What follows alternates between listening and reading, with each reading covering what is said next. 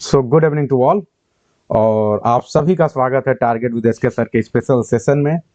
और क्या बताऊं, ये पहले आप सभी को टाइम बताता हूं क्योंकि ये रिकॉर्ड हमेशा के लिए होने वाली है। विलियम शेक्सपियर ने कहा है कि अगर उनको अपने दोस्त को याद रखना है, हमेशा जीवन भर यदि उसको याद रखा जाए, तो एक ही काम करना पड़ेगा कि कविता लिखनी पड़ेगी, क्योंकि समय के मार से कोई बच नहीं सकता, किसी की ना यादें ना कोई व्यक्ति।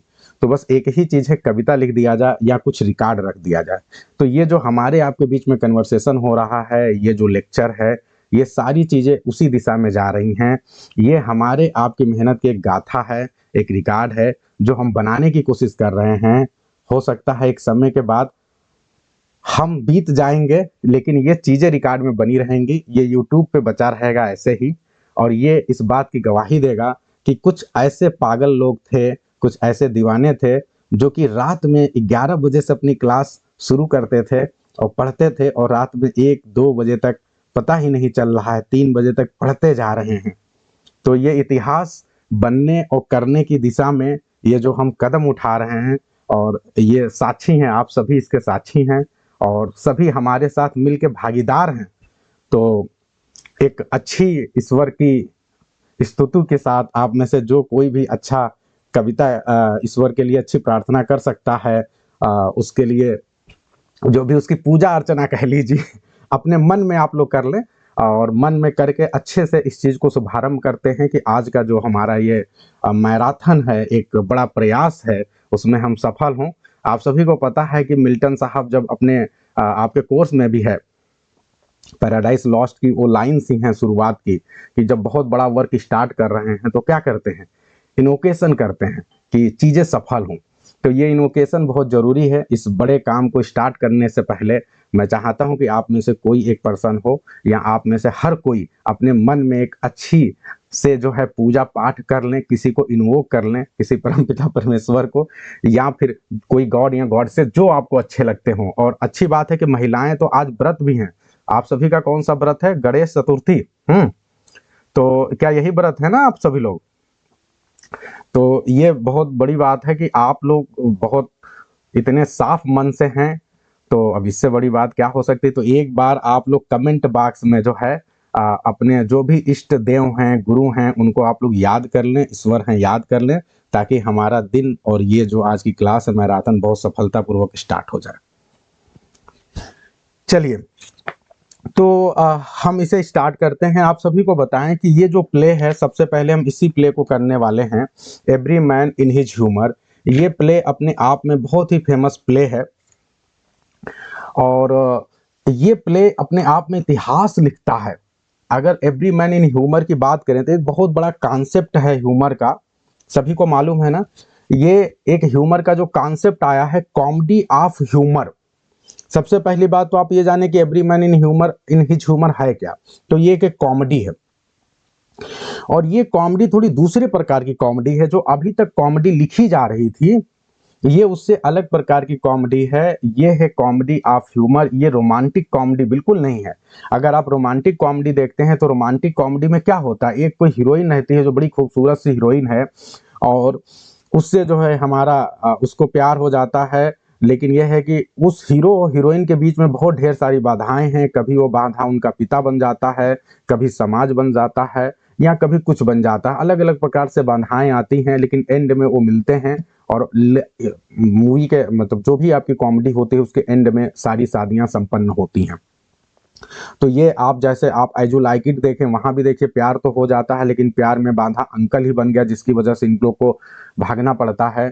चाहे आप मिडसमर नाइट ड्रीम देख लीजिए, उसमें पिताजी प्यार में बांधा बने हुए हैं। तो ये समस्याएं आती रही। रोमांटिक कॉमेडी का एक अपना एक अलग ही थीम था। ठीक है, रोमांटिक कॉमेडी में आपको जितनी भी हीरोइंस हैं वो क्रॉस ड्रेसिंग करते हुए दिखाई पड़ती हैं। हमेशा क्या करती हैं, अपने ड्रेसेस को चेंज करती हैं, फीमेल से मेल बन जाती हैं एज पर द सिचुएशन। आपको जो है एक ऐसा व्यक्ति दिखाई पड़ता है जो सबको अम्यूजमेंट करता है, हालांकि उस तरह का व्यक्ति यहाँ भी दिखाई पड़ेगा। तो उससे ये काफी अलग प्रकार की कॉमेडी है, यहाँ पे सबसे पहली चीज। दूसरी बात यह है कि रोमांटिक कॉमेडी में आपको कभी भी कुछ सिखाने की कोशिश नहीं की जा रही है। रोमांटिक कॉमेडी का टारगेट क्या है? केवल और केवल एक ही टारगेट है। वो टारगेट है कि आपको जो है इंटरटेन किया जाए। अब मैं आप सभी से पूछना चाहूंगा कि क्या यही बात आप कह सकते हैं इसके केस में? क्या आप every man in humour in his humour जो हम पढ़ने जा रहे हैं, जो कॉमेडी ऑफ ह्यूमर पढ़ने जा रहे हैं, क्या इसके केस में भी हम यही बात कहेंगे कि इसका कॉन्सेप्ट क्या है? केवल आपको इंटरटेन करना है, केवल आपको हंसाना है? बताइए, हु विल टेल? क्या इसका कॉन्सेप्ट यही है, केवल आपको हंसाए? केवल आप लोग कमेंट बॉक्स में अपने मैसेज कर सकते हैं। तो ये ध्यान रखिए, इसका उद्देश्य ये नहीं है सिर्फ। अब इसके लिए मैं आपको बताता हूं कि जब ये आपका प्ले स्टार्ट होता है तो इस प्ले के स्टार्टिंग में एक प्रोलॉग है, और ये जो प्रोलॉग है वो प्रोलॉग आपको बहुत बड़ी चीज सिखाता है। जरा हम पढ़ते हैं, सारी लाइन नहीं पढ़ेंगे due to lack of time, लेकिन आप ऊपर की जो लाइंस हैं उसमें सिर्फ यही कह रहा है पोएट। वो ये बताना चाहता है कि जो भी इसके पहले आप लोग शेक्सपियर या दूसरे राइटर्स की आपने अभी तक जो कॉमेडी देखी है, उस कॉमेडी से मेरा कॉमेडी अलग है। जब उनके आप कॉमेडीज को देखते हैं तो वहां पे आपको जो है दूसरे प्रकार से मिलता है। युद्ध भी वहां दिखाई पड़ता है, लड़ाई भी दिखाई पड़ती है, और एक अलग प्रकार से जो है वहां पे चीजों को दिखाया जाता है। देखो यहाँ पे जैसे बुलेट हर्ड लिखा हुआ है, टेम्पटुअस ड्रम है, ठीक है, पार्टी होगी, एक अलग प्रकार से सब कुछ, लेकिन वो यहाँ नहीं है। यहाँ पे थोड़ा सा इनका पैटर्न अलग है, थोड़ा वो देखें कौन सा पैटर्न है। अब इसको हम आपको समझाने की कोशिश करते हैं, वो क्या है। ये कहते हैं कि but deeds and language such as men do use. इनकी कॉमेडी में आपको क्या देखने को मिलेगा?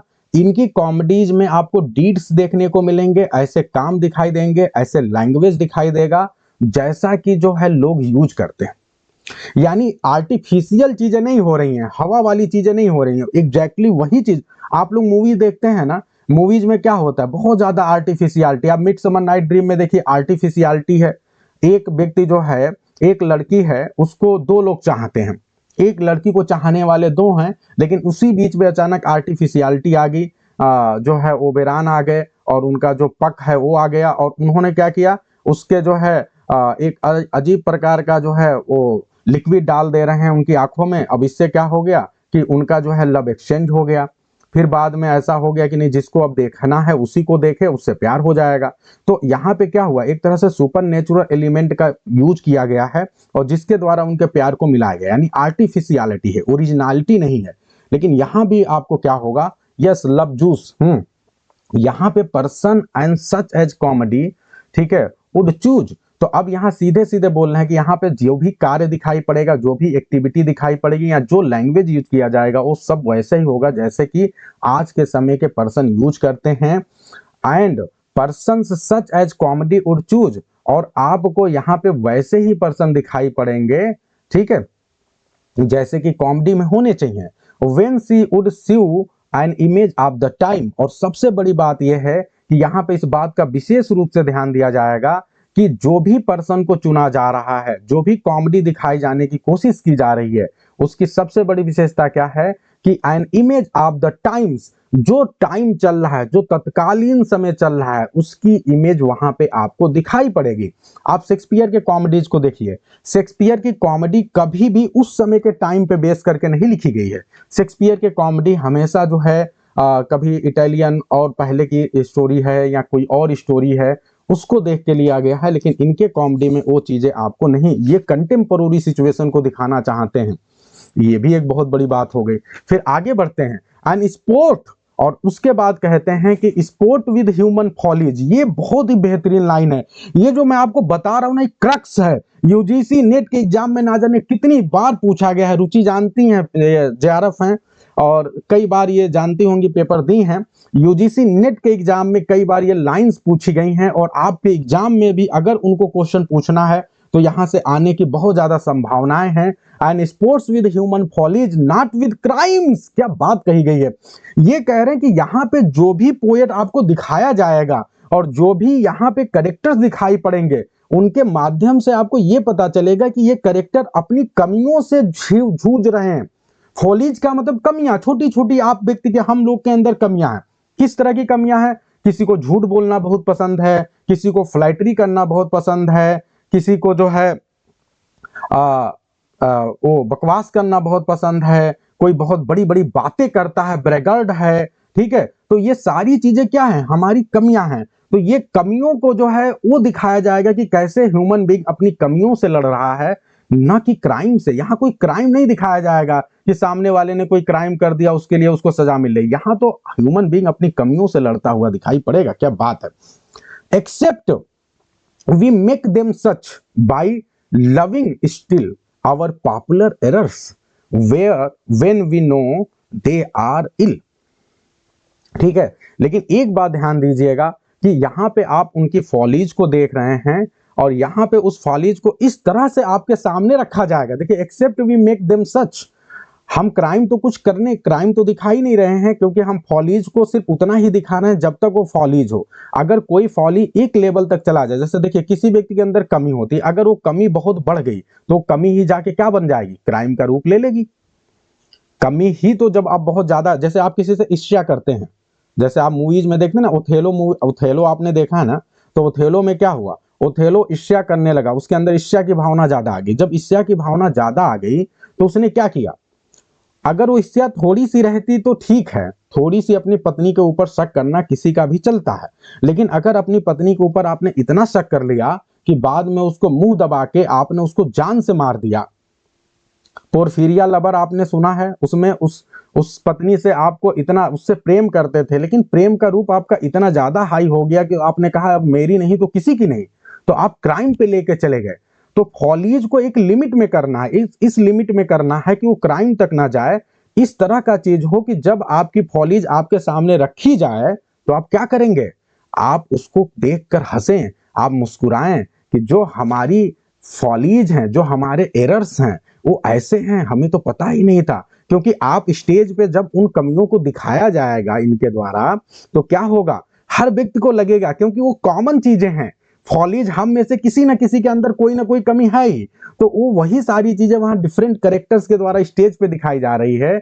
और इससे क्या हो रहा है, हम आपको अपनी ही कमियों पे हंसना आ रहा है, क्योंकि वहां पे अजीब सा आपका मजाक बनना है, सारे लोग हंस रहे हैं, तो पता चल रहा है कि टुनटुन खुद झूठ बोलता है और वहां पे कोई कैरेक्टर झूठ बोल रहा है, तो टुनटुन उसके झूठ पे हंस रहा है।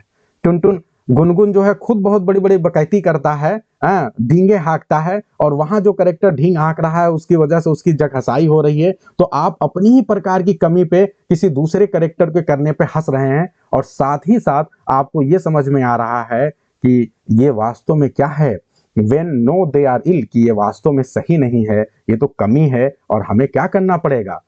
आई mean such errors as you will all confess, कि आप उन एरर को जब खुद महसूस करेंगे, जब स्टेज पे कोई उनको इमिटेट करके दिखाएगा, तो आपको महसूस होगा कि ये तो एरर्स ऐसे हैं जिसपे लोग हंस रहे हैं, इसका मतलब ये सही नहीं है, और आप भी महसूस करेंगे यस ये तो मेरे अंदर भी कमी है, बाई लाफिंग एट देम, और इस तरह आप उन पे हंसते हुए क्या करेंगे, दे डिजर्व नो लेस। आपको ये समझ में आ जाएगा कि भैया ये कमियां हैं और इसे हमें क्या करना पड़ेगा, इसे देखना पड़ेगा कि इसे हमें कम करना है कि नहीं करना है। ठीक है, तो ये सारी चीजें हैं which when you heartily do, और जब आप इसे हार्टली करते हैं, अपनी ही कमियों पे हंसते हैं, तो there is no hope left then you then have so graced monster may like man.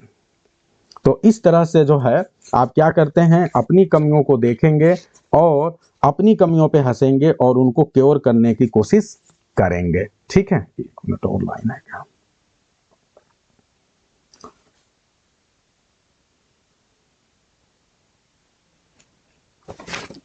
ठीक है। तो अब अंतिम दो लाइन है, इसको बहुत अच्छे से समझिएगा, बहुत ही बेहतरीन लाइन है, और ये यहाँ पे कहना चाहते हैं कि आप क्या कर रहे हैं, which you heartily do there is no hope left then, तब अब कोई वो नहीं है, you that have so graced master, ये कह रहे हैं कि अब तक आप लोगों ने बहुत सी कॉमेडीज देखी है, और उनमें जो मोस्टर्स हैं, उन अलग अलग कैरेक्टर्स हैं, उन पे आप लोगों ने बहुत हंसा है, उनको बहुत सम्मान दिया है, तो कम से कम अब तो आप बिल्कुल मेरी भी कॉमेडी को पसंद करेंगे, मे लाइक मैन, मेरी भी कॉमेडी को पसंद करेंगे, जहां हम आपकी कमियों को दिखा रहे हैं, हम जहां आपके एरर्स को दिखा रहे हैं।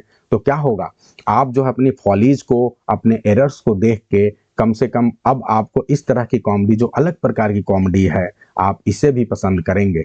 ठीक है, तो ये आपके सामने है। बहुत ही बेहतरीन तरीके से जो है इन्होंने कोशिश की है अपने प्रोलॉग में ही जो इस तरह की कॉमेडी ये लिख रहे हैं उसको समझाने की कोशिश की है कि ये अलग प्रकार की कॉमेडी है और ये सही है। अगर आप लोग को याद हो कि विलियम वर्ड्सवर्थ साहब ने जब अपनी पोइट्री लिखी थी कौन किस प्रकार की, जो एकदम नियो क्लासिकल से अलग थी, रोमांटिक पोइट्री, तो जब उस पोइट्री को लिखे तो उन्होंने अपनी तरफ से छोटा सा उसका एडवर्टीजमेंट लिखने की कोशिश की थी, लेकिन लोग उसे उतना अच्छा समझ नहीं पाए। तो फिर उन्होंने क्या किया, फिर उन्होंने 1800 में क्या किया, 1800 में प्रीफेस टू लिरिकल बैलेड लिखा। क्यों लिखा? इसीलिए लिखा ताकि जो उनकी पोइट्री में जो चीज है उसको लोगों को बहुत अच्छे से समझा सके। तो अपनी ही पोइट्री के ढेर सारे एग्जाम्पल ले लेके उस कलेक्शन में जो है उन्होंने समझाया कि इसमें ये देना क्या चाहते हैं, बताना क्या चाहते हैं। तब जाके लोगों को इतना समझ में आया कि वो इतनी ज्यादा हिट साबित हुई कि आज तक लिरिकल बैलेड ने जो रिकॉर्ड बनाया वो बहुत बड़ा रिकॉर्ड है, बहुत ज्यादा लोगों को द्वारा पढ़ा गया और विलियम वर्ड्सवर्थ रातों रात बहुत ही ज्यादा हिट हो गए, सुपर हिट हो गए। तो इसी तरह से ये जो तरीका है ये बहुत बेहतरीन तरीका है कि हम कोई अलग टाइप का वर्क लिखने जा रहे हैं तो पहले हम उसके बारे में थोड़ा सा बताएं ताकि लोग समझें, तब तो उस बात को समझ पाएंगे। नहीं तो अचानक आप नई चीज ला दोगे, लोग आप फ्लॉप हो जाओगे, चाहे आप जितना बढ़िया लेके आओ। ठीक है, आप लोग जीके भी पढ़ते हैं तो मैं फिर एग्जाम्पल दे रहा हूँ। बताइए कौन है इतिहास का पागल राजा किसे कहा जाता है? जीके का क्वेश्चन है, आपके एग्जाम में आ जाएगा। इतिहास का पागल राजा किसे कहा जाता है? बताइए। Who is the mad king of the, जिसके बारे में कहा जाता है कि जब वो इस दुनिया से चला गया, जब वो मर गया तो जनता से उसको मुक्ति मिल गई, उसे जनता से मुक्ति मिल गई, क्योंकि जनता को वो नहीं समझ पा रहा था, ना जनता उसे समझ पा रही थी, क्योंकि वो समय से आगे था। हो सकता है जो चीजें कर रहा था अगर उसको बहुत बढ़िया से लोगों को समझा के किया होता तो शायद कुछ बेहतर रिजल्ट आया होता, लेकिन उसने लोगों को उतना अच्छे से समझाया नहीं, बताया नहीं। विलियम वर्ड्सवर्थ की तरह, बेन जॉनसन की तरह अगर उसने भी प्रीफेस या फिर उससे रिलेटेड चीजें थोड़ा लोगों को बतवा दिया होता तो लोग समझ जाते। लोग समझे नहीं, उसका पूरा पूरा प्लान फ्लॉप हो गया, हर प्लान फ्लॉप हो गया और आज वो इतिहास में जो बहुत बड़ा काम कर सकता था आज वो कुछ नहीं कर रहा। तो अभी आप लोग बताइए, ये प्रीफेस सबको समझ में आ गया है? इससे काफी बात आप लोग को समझ में आ गई होगी। अब सबसे एंड में मोहम्मद बिन तुगलक की मैं बात कर रहा हूं, ठीक है। अब देखो, 4 प्रकार के ह्यूमर की बात होती है जिसपे हम यहाँ पे बिल्कुल भी टाइम नहीं लेंगे, न बताएंगे आपको। 4 प्रकार के ह्यूमर की बात होती है, यदि वो आप में से कोई मुझे बताएगा तो मुझे बहुत अच्छा लगेगा। एक्चुअली ये जो कॉन्सेप्ट है इनका कि अपनी कमियों पे हंसना, उसका कॉन्सेप्ट का मतलब ये है कि हर व्यक्ति जो है वो 4 प्रकार के बॉडीली एलिमेंट से बना है, 4 प्रकार के ह्यूमर से बना हुआ है। हर व्यक्ति के अंदर वो चारों प्रकार का ह्यूमर है और हर ह्यूमर जो है ये डिटरमाइन करता है कि वो व्यक्ति कैसा होगा। ठीक है, अगर आपके अंदर जो है सैंग्विन वाला ह्यूमर है, ठीक है, black bile, yellow bile, blood and phlegm, ठीक है, blood, phlegm, yellow bile, black bile, बहुत सही, बहुत अच्छा बता रहे हैं आप सब लोग। तो ब्लड का मतलब क्या हुआ कि आप सैंग्विन हैं, आपकी पर्सनालिटी टाइप कैसी है? सैंग्विन। अगर आपके अंदर ब्लड ज्यादा है तो ऐसे लोग कैसे होते हैं? मोटे तगड़े होते हैं, बहुत खुश मिजाजी होते हैं, बहुत प्रसन्न रहते हैं। तो अगर वो चीज आपके अंदर है तो आप मस्त रहेंगे। ठीक है, अगर आपके अंदर ब्लैक बाइल है तो आप कैसे रहेंगे? Who will tell? अगर आपके अंदर ब्लैक बाइल है तो आप कैसे रहेंगे? Who will tell? अगर मेलंकलिक, बहुत अच्छा। तो अगर आपके अंदर ब्लैक बाइल ज्यादा है तो आप क्या रहेंगे? मेलंकलिक रहेंगे, आप फिलोसफिकल रहेंगे। ठीक है, बहुत ज्यादा सोचेंगे, विचारेंगे। अगर मैं कहूं कि ये बताओ जूलियस सीजर का जो कैरेक्टर है कैसियस, तो उसके अंदर क्या होगा? ब्लैक बाइल होगा, क्योंकि वो बहुत ही ग्लूमी नेचर का है, मेलंकलिक नेचर का है, थिंकर टाइप का है। अगर आपके अंदर येलो बाइल है तो फिर आप कैसे होंगे? Who will tell? अगर येलो बाइल है तो फिर आप कैसे होंगे?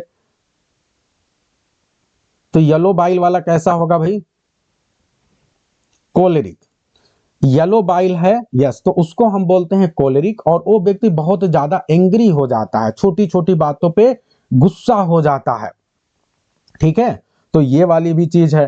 तो ये येलो बाइल वाला पर्सन है, हाँ, सेंसिटिव होता है, इरिटेटिंग होता है, बहुत अच्छा। और अगर सबसे लास्ट शार्ट टेम्पर्ड होता है, बहुत अच्छा जी, बहुत अच्छा, क्या बात है भाई, आपके एग्जाम में क्वेश्चन पूछता है। और सबसे लास्ट में आइए, सबसे लास्ट में क्या था? आपने ब्लड कर लिया, येलो बाइल हो गया और ब्लैक बाइल हो गया, और सबसे लास्ट में क्या बच गया जी? सबसे लास्ट में क्या बच गया? फ्लेगम। तो अगर आपके अंदर फ्लेगम है तो फिर आप कैसे होंगे? डल टाइप के होंगे, ठीक है, फेडेड होंगे, बहुत अच्छा। अगर फ्लेगम आपके अंदर ज्यादा है तो डल होंगे, फेडेड होंगे, उदास होंगे, निराश रहेंगे ज्यादातर, ठीक है। तो ये हो गया। कावर्ड टाइप के होंगे। तो अब जरा ध्यान दीजिए, ये 4 प्रकार की चीजें हैं। अब ये 4 प्रकार की चीजों के आधार पे आपकी पर्सनालिटी निर्धारित होती है। तो ये आपके एग्जाम में कई बार पूछा गया है कि 4 काइंड्स ऑफ ह्यूमर कौन कौन से हैं, 4 काइंड्स ऑफ ह्यूमर कौन कौन से हैं। तो क्लियर है सभी, 4 काइंड्स ऑफ ह्यूमर बता देंगे। तो अब आपका हो गया ब्लड, यानी ब्लड वाले को सैंग्विन बोलते हैं। पर्सनालिटी टाइप भी पूछता है, yellow bile, blood, yellow bile, black bile, जल्दी जल्दी होता है, blood, yellow bile, black bile and phlegm. ये 4 प्रकार के ह्यूमर होते हैं। अब कोई भी व्यक्ति जो है, ऐसा नहीं है कि केवल इनमें से एक चीज से मिलकर बना हुआ है। फिर ध्यान रखिएगा, कोई व्यक्ति हो सकता है किसी 2 का मिश्रण हो, या कोई 3 का मिश्रण हो, या कोई चारों का मिश्रण हो, किसी में थोड़ा थोड़ा सब हो। अब होता क्या है कि जिसके में बैलेंस वे में रहता है, जैसे कुछ लोग को देखते होंगे ना, उसके अंदर सारी क्वालिटी, कहते हैं ना एकदम परफेक्ट पर्सन है, गुस्सा होने पे गुस्साता है, निराश होने पे निराश होता है, मतलब हर एक चीज उसके अंदर, इसका मतलब उसके अंदर चारों का एक मिक्स कॉम्बिनेशन है। लेकिन रहेगा चारों आपके अंदर। अब किसी के अंदर कोई चीज ज्यादा हो गया, आप में से तमाम लोग हैं जिनको गुस्सा बहुत जल्दी आता है। तो जब एक्सेस हो जाएगा, तो जिसका एक्सेस आप में होगा, जिसका एक्सेस आप में होगा, वो व्यक्ति क्या होगा, उस गुण को बहुत ज्यादा रिप्रेजेंट करेगा। अब मुझे एक बार आप लोग बता दे कि आप में से कितने लोग ऐसे हैं जिनके अंदर ब्लड बहुत ज्यादा है, यानी सैंग्विन बहुत ज्यादा लोग हैं। क्योंकि सैंग्विन लोग जो है थोड़ा मुस्कुराएंगे।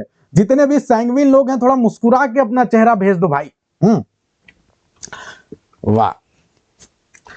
तो मेरे ख्याल से 4 ह्यूमर भी आप लोग को समझ में आ गया। यही 4 ह्यूमर का कॉन्सेप्ट है, आपके एग्जाम में कई बार पूछा जा चुका है। और ये लिटरेरी टर्म्स में देखो, हम जो क्लास ले रहे हैं ना, हम आपको साथ ही साथ लिटरेरी टर्म्स की भी जो चीजें हैं वो बताते जा रहे हैं, ताकि आप बेहतर करो। ठीक है जी, बहुत अच्छा। अब हम सीधे आपको ले चलते हैं, जो कैरेक्टर्स हैं उनको ऊपर लेके चलते हैं। हमने ये इनके ओरिजिनल टेक्स्ट से कैरेक्टर निकाले हैं। ये जो कैरेक्टर इसलिए निकाले कि आप एक बार में सरसरी निगाह से सारे कैरेक्टर को देख लो, अपने दिमाग में सेट कर लो। तो ड्रामेटिक पर्सोना देखते हैं, कौन कौन से ड्रामेटिक पर्सोने हैं। पर्सोना, पर्सोना यानी सिंगुलर पर्सन, ठीक है। तो अब यहां जरा ध्यान दें, यहां पे ध्यान दें, यहां पे आपका नोवेल, ठीक है। यहां पे नोबेल जो है ये कौन है, एक ओल्ड जेंटलमैन है। कौन है, ओल्ड जेंटलमैन है। बस इनके वो जान लीजिए, क्योंकि एग्जाम में यहीं से डायरेक्ट एक क्वेश्चन आ सकता है। एडवर्ड नोवेल कौन है, उनके बेटे हैं। ब्रेन वार्म कौन है, ब्रेन वार्म ये इनके कौन है, ये इनके नौकर हैं, सर्वेंट हैं, ओल्ड सर इनके फादर के। और उसके बाद जॉर्ज डाउनराइट कौन है, ये प्लेन स्क्वायर है। मतलब ये जो बात होता है एकदम सीधे सीधे कहते हैं, क्या बोलते हैं, सीधे सीधे अपनी बात को कहते हैं। फिर वेल ब्रेड कौन है, ये वेल ब्रेड इनके हाफ ब्रदर हैं, ठीक है, किसके, डाउन राइट के। जो काइटली हैं ये कौन है, ये मर्चेंट हैं, ये मर्चेंट हैं। और ये काइटली साहब के ये जो हैं ये साले साहब हैं। अब वेल ब्रेड आप इसको यहीं पे समझ लें, ये साले साहब भी हैं, ठीक है। कैप्टन बोबाडिल, कैप्टन बोबाडिल जो हैं ये एक पाल्समैन है, और ये बहुत ही फेकू टाइप के आदमी हैं, वो अभी हम देखेंगे। मास्टर स्टीफन जो है ये कंट्री गर्ल है, क्योंकि आपके एग्जाम में ना सीधे सीधे ये इनका पद पूछ लिया जाएगा कि ये क्या है, जो ओरिजिनल टेक्स्ट में दिया है। ये ओरिजिनल टेक्स्ट नॉर्मली कोई दिखाता नहीं, कोई बताता नहीं, ये मैं सिर्फ आपको इसलिए बता रहा हूं क्योंकि ओरिजिनल टेक्स्ट का हमेशा रोल बहुत हाई होता है, और ये उस समय का है इसलिए बता रहा हूं। तो कैप्टन स्टीफन कौन है, कंट्री गर्ल। गर्ल का मतलब हमेशा ध्यान रखिए, गर्ल का मतलब एक ऐसा पर्सन जो फैशनेबल टाइप का हो, मस्त रहना चाहता हो, करेजियस हो। और सबसे बड़ी बात यह है कि जो है गर्ल कई बार इस तरह से भी रिप्रेजेंट, गर्ल का मतलब सिंपल अगर आप कहें पर्सन, अगर एक वर्ड में कहना चाहते हैं मैन।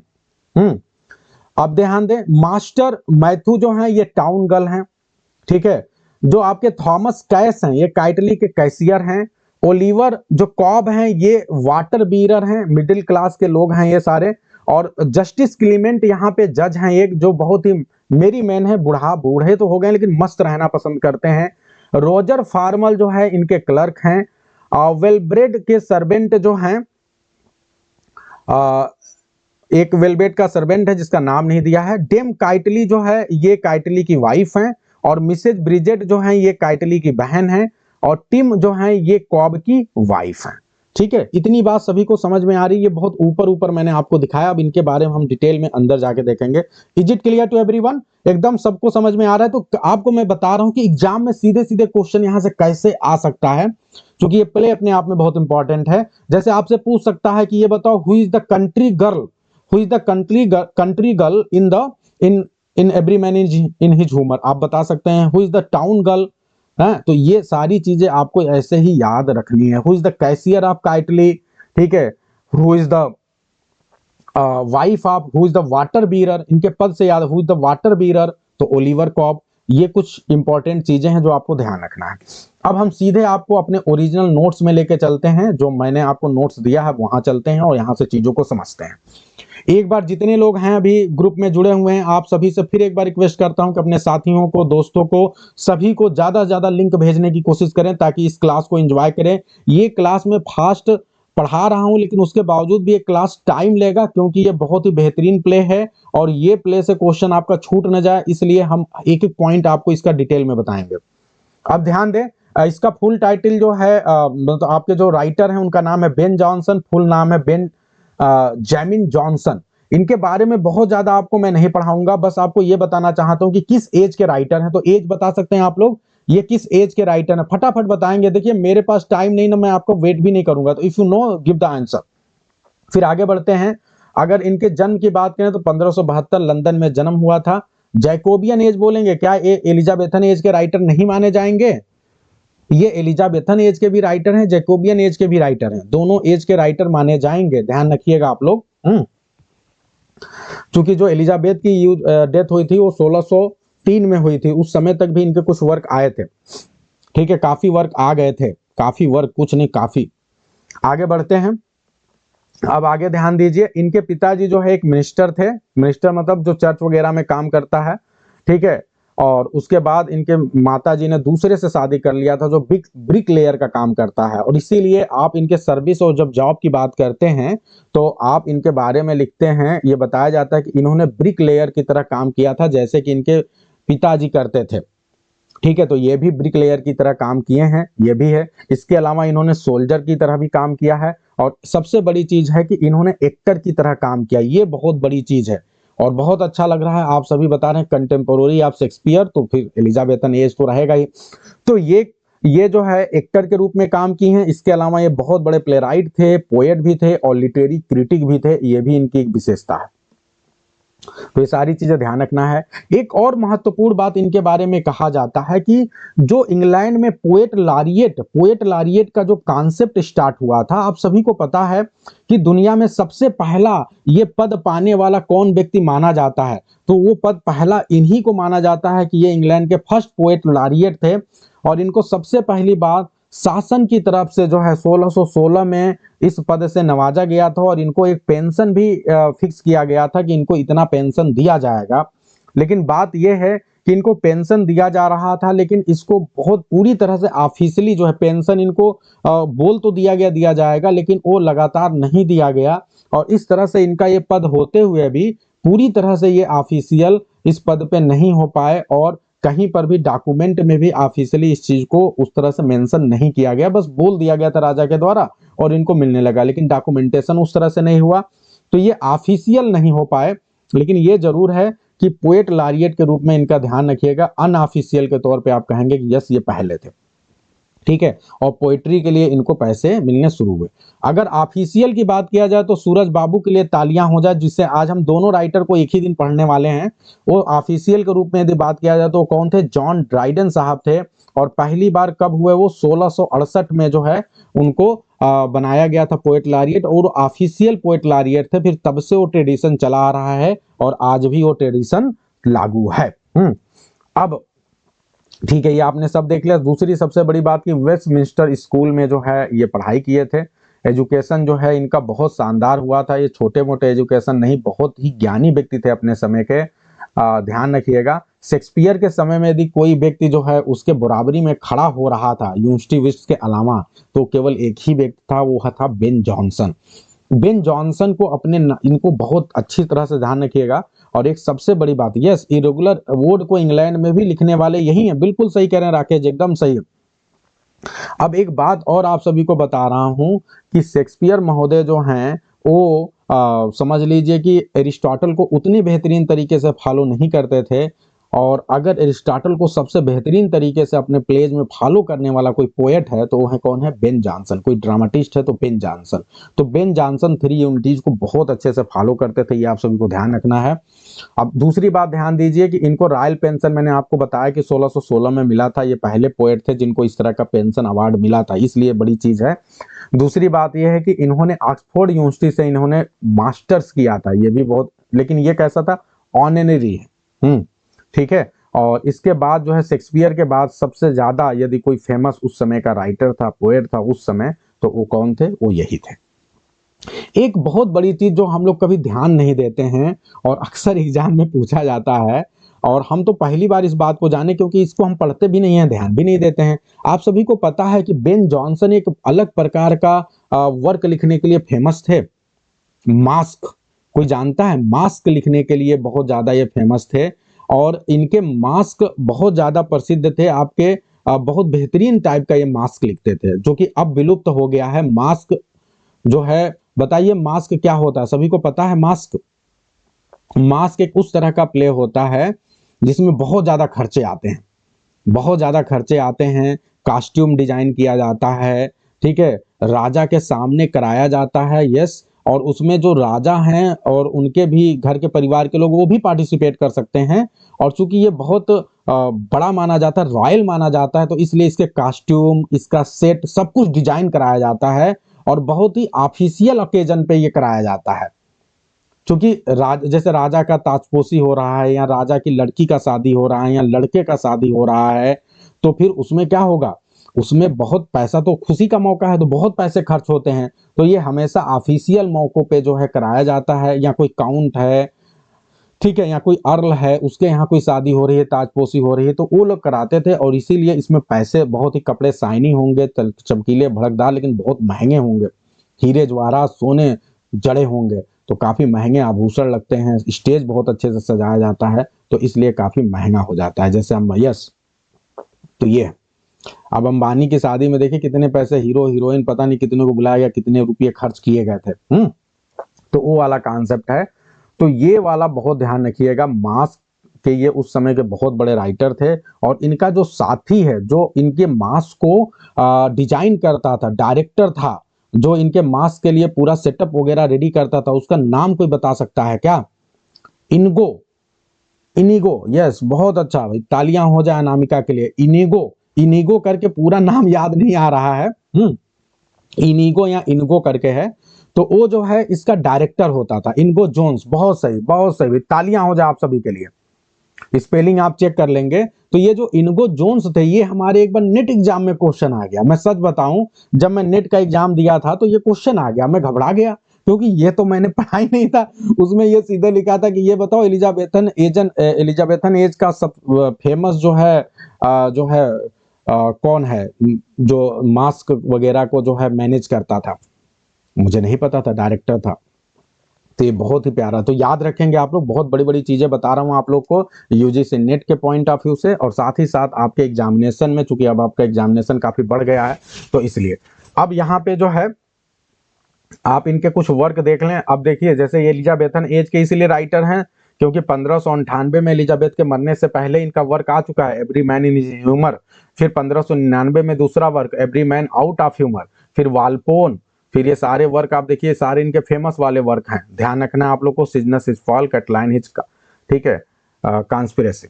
तो ये सारा आपका इनका बायोग्राफी मैंने बहुत अच्छे से इसलिए बताया क्योंकि ये बड़े राइटर हैं, आप सभी को जानना चाहिए, कभी मौका नहीं मिलता, ओकेजन है तो बता दिया। एग्जामिनेशन बढ़ गया, ये क्या हुआ?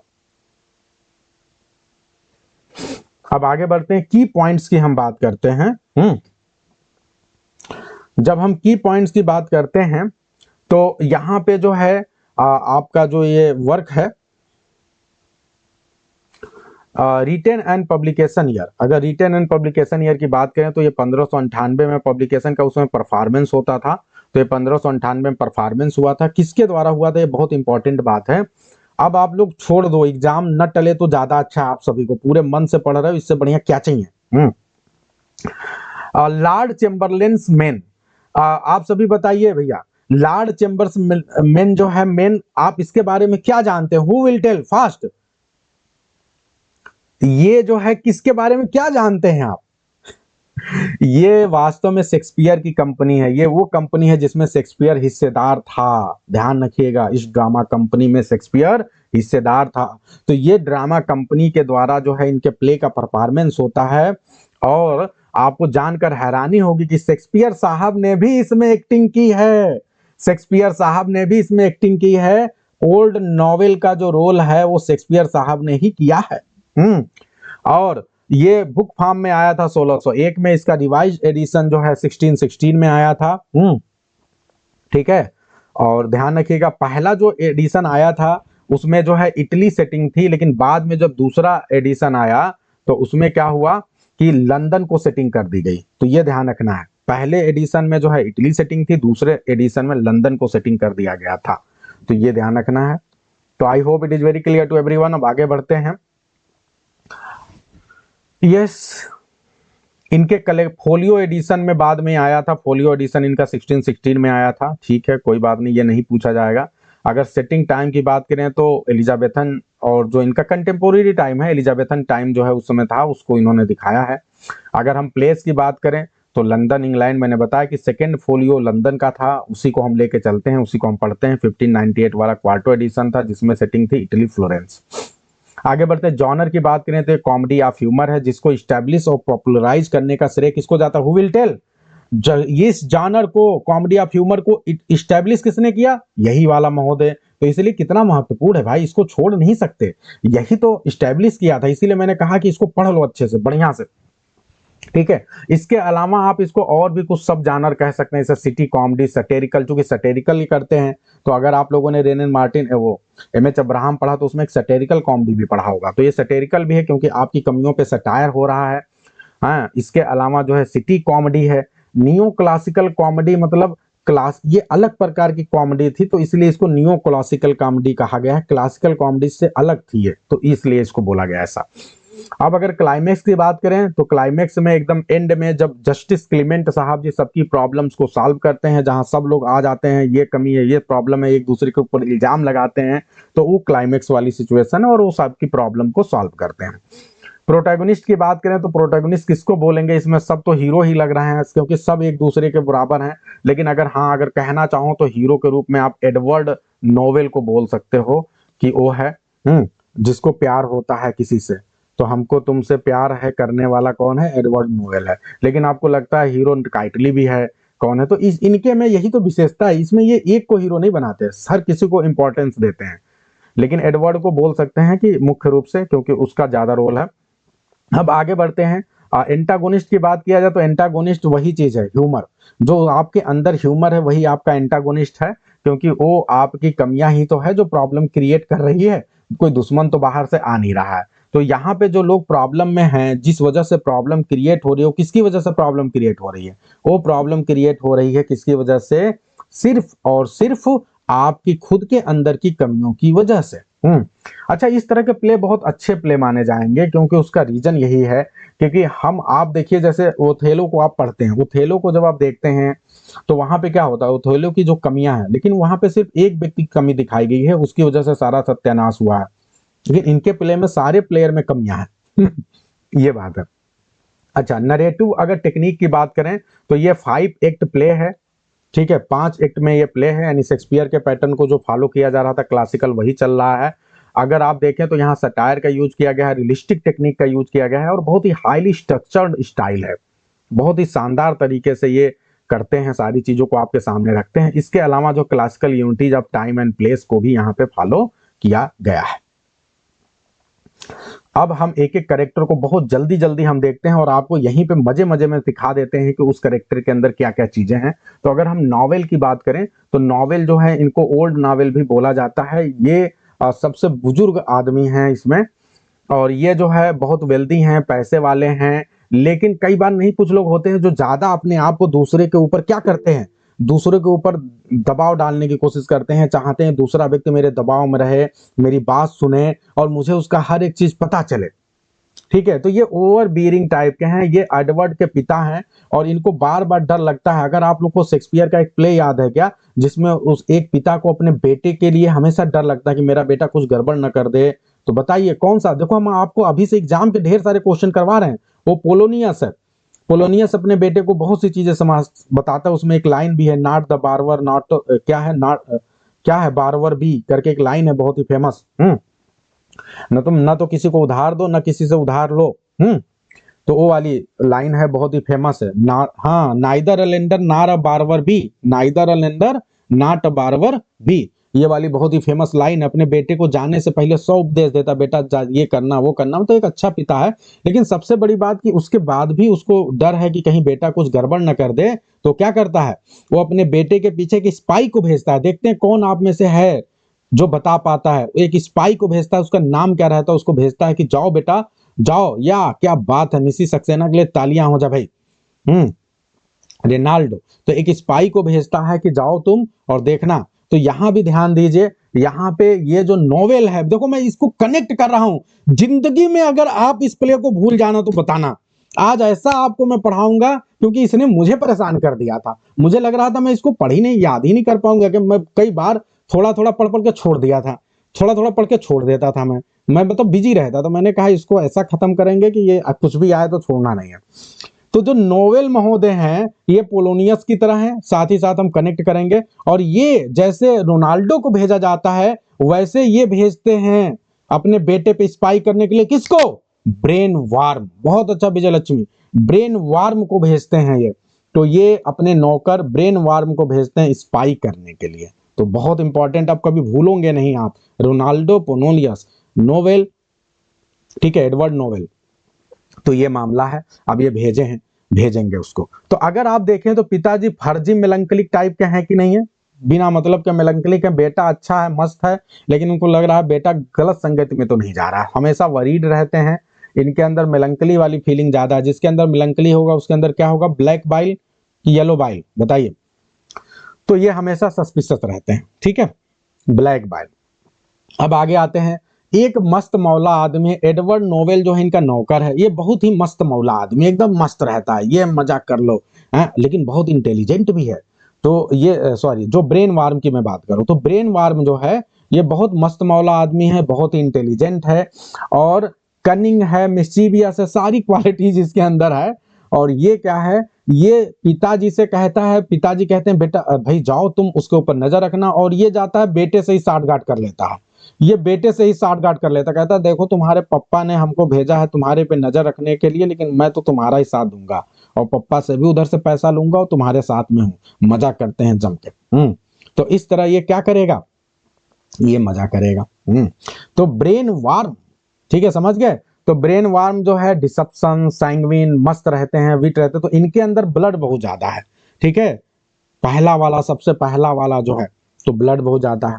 अच्छा देखो, अभी आप लोग को बताऊं, विजय लक्ष्मी यहाँ बोल रही है, मैं आप सभी को ये सारी चीज बताने वाला हूं, लेकिन अब पहले बोल दे तो पहले ही दिखा दे रहा हूं। ये जितने भी नाम हैं, ये सबसे बड़ी विशेषता, ये एकमात्र ऐसे राइटर हैं, बहुत बड़े राइटर हैं, आप हल्के मत लीजिए। बेन जॉनसन अपने आप में एक अलग प्रकार का विधा लिखते हैं, बस ये है कि इनकी बात लोगों को समझ में नहीं आई, लेकिन लोग मानते तो हैं, लेकिन अब शेक्सपियर से आगे नहीं बढ़ पाए। ये एक्चुअली जो है, जितने भी आप देखिए कितना क्रिएटिव माइंड इन्होंने लगाया है, जितने भी इन्होंने कैरेक्टर्स के नाम दिए हैं, वो हर कैरेक्टर्स को उनके अंदर जो कमियां हैं, जो उनके अंदर ह्यूमर के द्वारा जो कमी रिप्रेजेंट होगी या जो क्वालिटी आएगी, उसको उसके नाम से कनेक्ट किया है। जैसे नोवेल, तो नोवेल सब कुछ जान लेना चाहता है, नोवेल क्या करना चाहता है, सब कुछ जान लेना चाहता है, इसलिए वो नोवेल है। अपने बेटे के बारे में सब कुछ जान लेना चाहता। ब्रेन वार्म, ठीक है, एक ऐसा वार्म है जो हमेशा ब्रेन का यूज करता है, ठीक है। तो इस तरह से सारी चीजें यहाँ पे आप कनेक्ट कर सकते हैं, उसके नाम से काफी कुछ समझ सकते हैं। ठीक है, तो अब आगे बढ़ते हैं भाई। ओल्ड जो आपका एडवर्ड नोवेल है, ये ओल्ड नोवेल का बेटा है, बहुत ही विटी जेंटलमैन है, ठीक है, मस्त रहता है अपने जीवन में, ठीक है, चीयरफुल रहता है। लेकिन पापा जी को ना, जैसे कई बार होता है ना, जब बच्चा हमेशा खुश रहता है, मस्त रहता है, एकदम चिंता नहीं करता है, तो पापाओं को डर लगता है कि पापा बेटा तो हमारा बड़ा स्मार्ट है, मस्त रहता है, कहीं ये बिगड़ ना जाए, ऐसा खुश क्यों ज्यादा इतना रह रहा है, कहीं इसका कोई चक्कर वक्कर तो नहीं चल रहा है, कोई गड़बड़ तो नहीं जा रहा है ये। तो बड़ा चिंता हो जाता है। जो बच्चे बड़े खुश रहते हैं, हर समय मस्त रहते हैं, कहते पापा आप टेंशन मत लिया करो। अब पापा को लग रहा है कि भैया बेटा कहीं कुछ तो इसीलिए बेटे के पीछे जो है भेज दे रहे हैं कि जाओ भाई ध्यान दो। अब आगे बढ़ते हैं। वेल ब्रेड, ये भी उसी तरह का, ये फन लविंग, जैसे कुछ लोग देखते हैं ना अपने जीवन में बड़े मस्त रहते हैं, मजे करते हैं जीवन में, क्या चिल मार के रहते हैं एकदम तो ये वैसे ही टाइप के वेल ब्रेड हैं। वेल ब्रेड जैसा कि नाम से लग रहा है, वेल ब्रेड, बहुत अच्छे से इनका पालन पोषण हुआ है, बहुत मस्त रहते हैं, वेल रहते हैं हमेशा, वेल, ऑल इज वेल हमेशा कहते हैं ये। तो ये कैसे हैं भैया, ये थोड़े से दुष्ट टाइप के कैरेक्टर हैं, मतलब मस्त रहते हैं, दुष्टता है लेकिन उस तरह की नहीं कि किसी को ज्यादा नुकसान पहुंचा दे। तो मस्त लविंग पर्सन है एकदम, ठीक है, फन लविंग पर्सन है, सैंग्विन है ये एकदम, गालंट है। और डाउन राइट के ये हाफ ब्रदर हैं, काइटली के ब्रदर इन लॉ हैं, ठीक है, and instigate much of the mischief, और जितने भी प्रकार के मिसचीफ हैं उनके ये मेन पर्सन है, जिनकी वजह से प्रॉब्लम क्रिएट होती, तो इसीलिए इनको कोलर भी बोला गया है। कोलर का मतलब कि जो व्यक्ति के अंदर थोड़ी सी मिस्चीवियस क्वालिटी हो, चीटिंग वाली हो और सारी चीजें हो, निगेटिव चीजें, तो उनको हम उनके अंदर कोलर, उसको हम कोलर बोलते हैं। उसके अंदर क्या होगा, कौन सा बाइल होगा, जल्दी से बताएंगे आप लोग, तो ये ध्यान रखना है, ठीक है। हाँ, अब आगे बढ़ते हैं। एक और कैरेक्टर है जिसका नाम जो है कैप्टन बोबाडिल। अब ये कैप्टन बोबाडिल ध्यान रखिए, बहुत इंपॉर्टेंट है, क्योंकि ये कैप्टन बोबाडिल जो हैं ये बहुत ही बोस्टफुल हैं, स्वैगरिंग, स्वैगर, जो हमेशा ना, जैसे सलमान का गाना है ना, स्वाग से करेंगे सबका स्वागत, तो वो वाला पर्सन है ये, हैं ये सबका स्वैग, ये हमेशा जो है एकदम स्टाइल में रहते हैं, एकदम जो है भौकाल में रहते हैं, और बहुत बड़ी बड़ी बात करते हैं, इतनी बड़ी बड़ी बात कर देंगे कि ये फेंकते रहेंगे, आप लपेट नहीं पाओगे ना। कई बार कहते हैं इतना फेंकने लगा भैया कि हम लपेट नहीं पाए, हैं तो फेंकने में बहुत विश्वास करते हैं ये।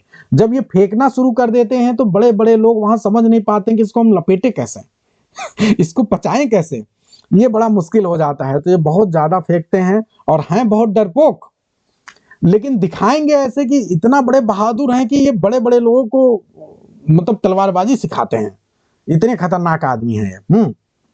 तो ये है भैया। चलिए अब आगे बढ़ते हैं।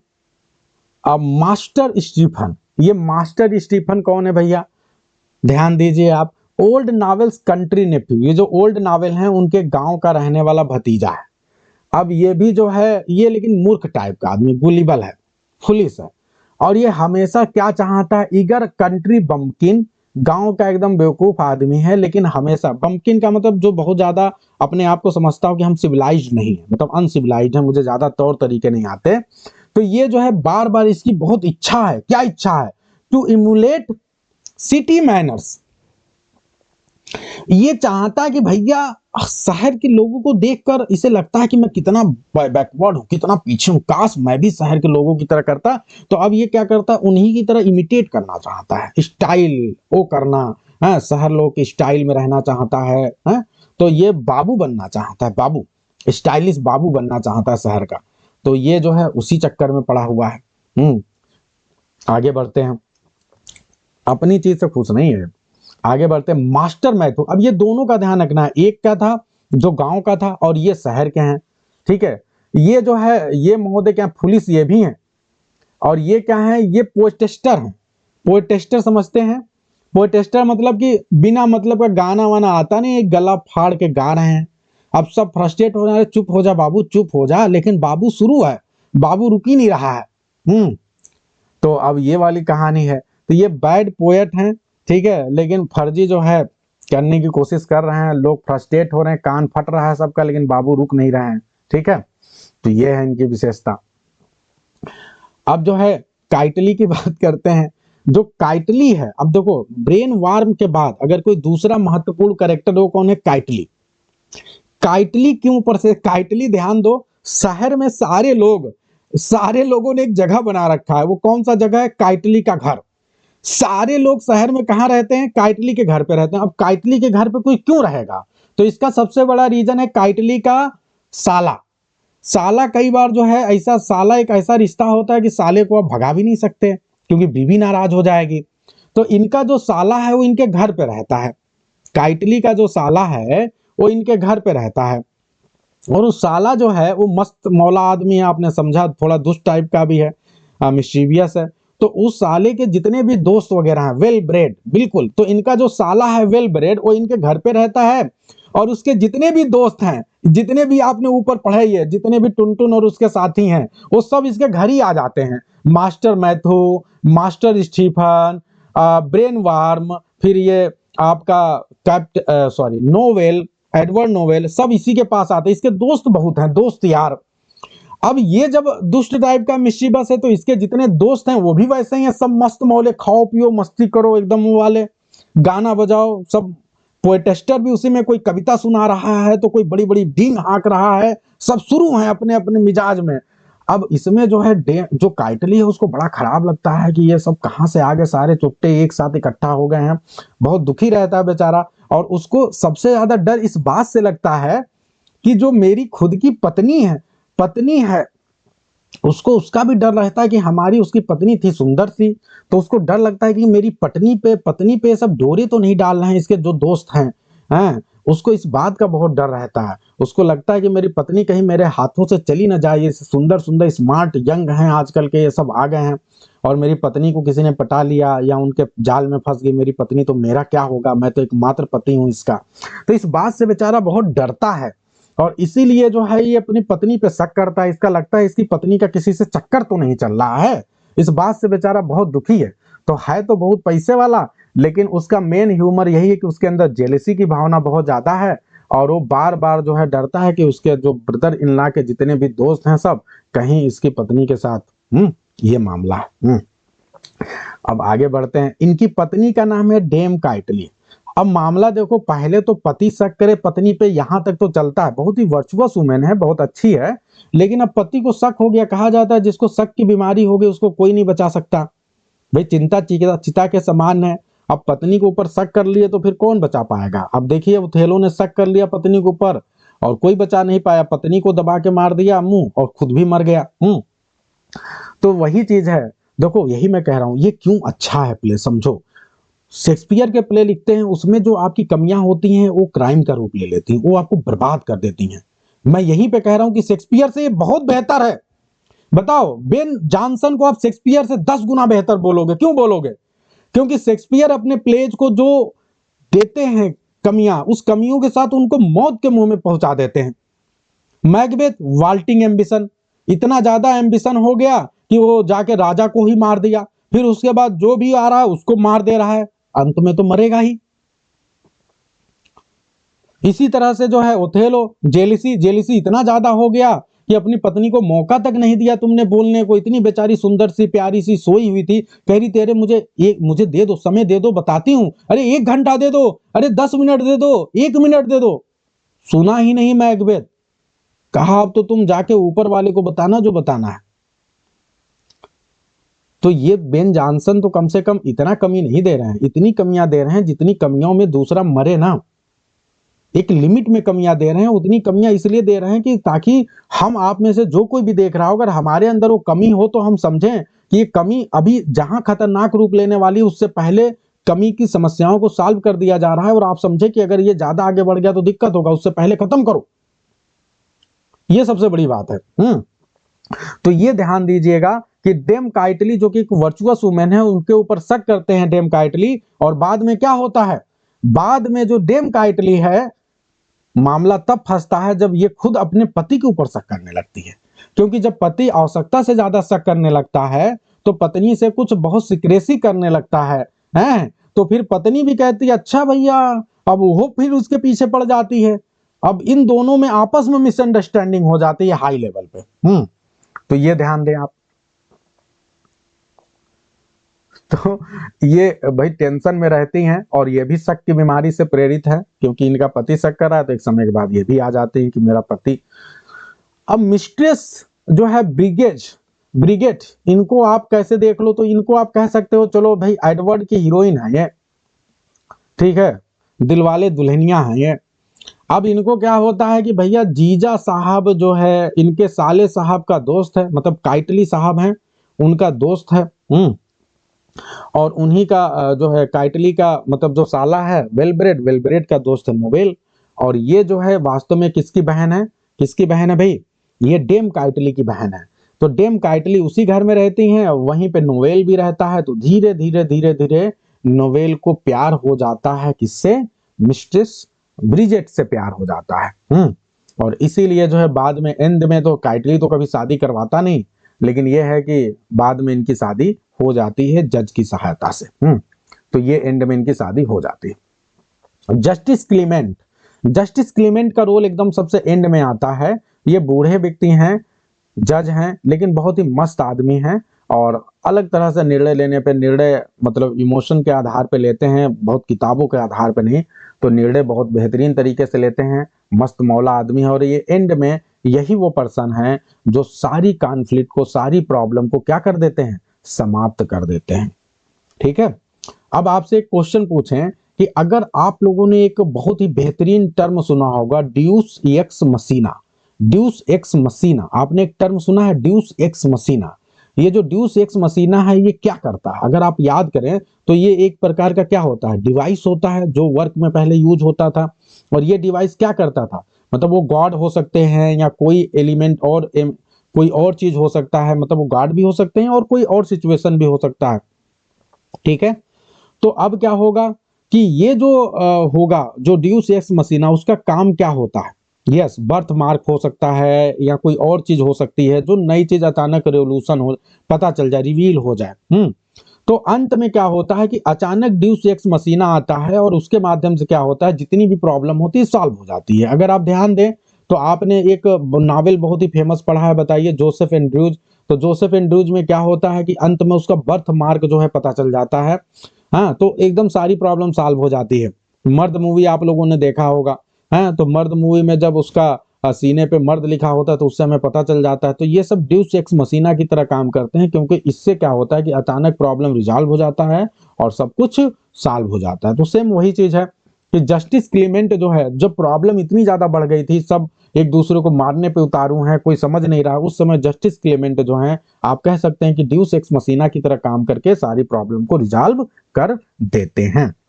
ये बहुत ही फ्लैग्मेटिक है, बहुत ही शांत रहते हैं ये। अब आगे बढ़ते हैं, डाउन राइट की बात करते हैं हम। ये डाउन राइट जो है, ये कौन सा कैरेक्टर है, ये वेलब्रेड का हाफ ब्रदर है। ठीक है। अब ब्लंट हार्ट टेम्पर्ड पर्सन है, ये तुरंत जो कहना होता है मुंह पे कहता है। देखो डाउन राइट कहते हैं ना कि भैया वो बहुत डाउन टू अर्थ है, देखो कितना बढ़िया बना है। तो डाउन राइट को आप कैसे समझ सकते हैं, डाउन टू अर्थ। और ये राइट है, इसका मतलब हमेशा राइट बात बोलता है, ये बात जो होता है सीधे बोलता है। और अगर आपने कुछ उल्टा पुल्टा ज्यादा बोला कुछ ऐसा, तो ये तुरंत नाराज हो जाता है, हॉट टेम्पर्ड है, प्लेन स्पीकिंग है और तुरंत जो है आपको गुस्से में आ जाएगा। अब फिर आप सभी से एक क्वेश्चन पूछूंगा कि बताइए ये जो है, ये एक लोग को बहुत ज्यादा पीटता है, बताइए किसको बहुत ज्यादा पीटता है, किसी एक करेक्टर को बहुत ज्यादा पीटेगा, उससे परेशान हो गए। तो ये जिस करेक्टर को बहुत ज्यादा पीटता है उसका नाम है बोबा डिल। क्यों पीटता है बोबा डिल को, क्योंकि बोबा डिल बहुत ज्यादा फेंकते हैं। तो एक दिन ऐसे वो फेंकना शुरू किए और ये वही था, तो ये फ्रस्ट्रेट हो गया, इसने कहा ये तो बहुत ज्यादा फेंक रहा है, तो उसकी बहुत ज्यादा पिटाई कर दी, कहा आज से तू फेंकना बंद कर देगा भाई। तो ये, और थोड़ा नहीं पीटा, सबके सामने पब्लिक में पीटा, बहुत मारा पब्लिक में। ठीक है। फिर उसके बाद कॉब है, ओलिवर कॉब। ओलिवर कॉब का जो करेक्टर है, ये एक वाटर ब्यूरर है। ठीक, वाटर बीरर है, आपके एग्जाम में पूछा जा सकता है। और ये जो है बहुत ही सिंपल है। हाँ, और इसका जो कंफ्यूजन है वो ह्यूमर को क्रिएट करता है। Is often the target of Bobadill abuse, ये हमेशा बोबाडिल जो है इसको टारगेट करता है, बहुत सिंपल आदमी है। तो अब ध्यान दीजिए, इसका करेक्टर इसलिए भी आपको थोड़ा सा ध्यान देना है, वो इसलिए ध्यान देना है, इसके अंदर कोई ह्यूमर नहीं है।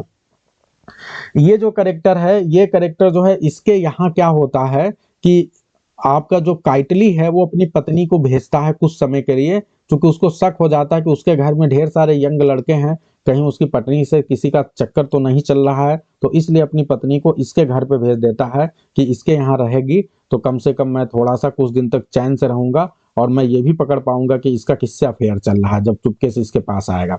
तो अपनी पत्नी को इसके घर भेजता है, और जो कॉब की पत्नी है, कोई बता सकता है कॉब की पत्नी का नाम क्या है? हमने नहीं दिया, अंदर कहानी में मिलेगा। जो कॉब की पत्नी, बहुत अच्छा विजय लक्ष्मी, टिब।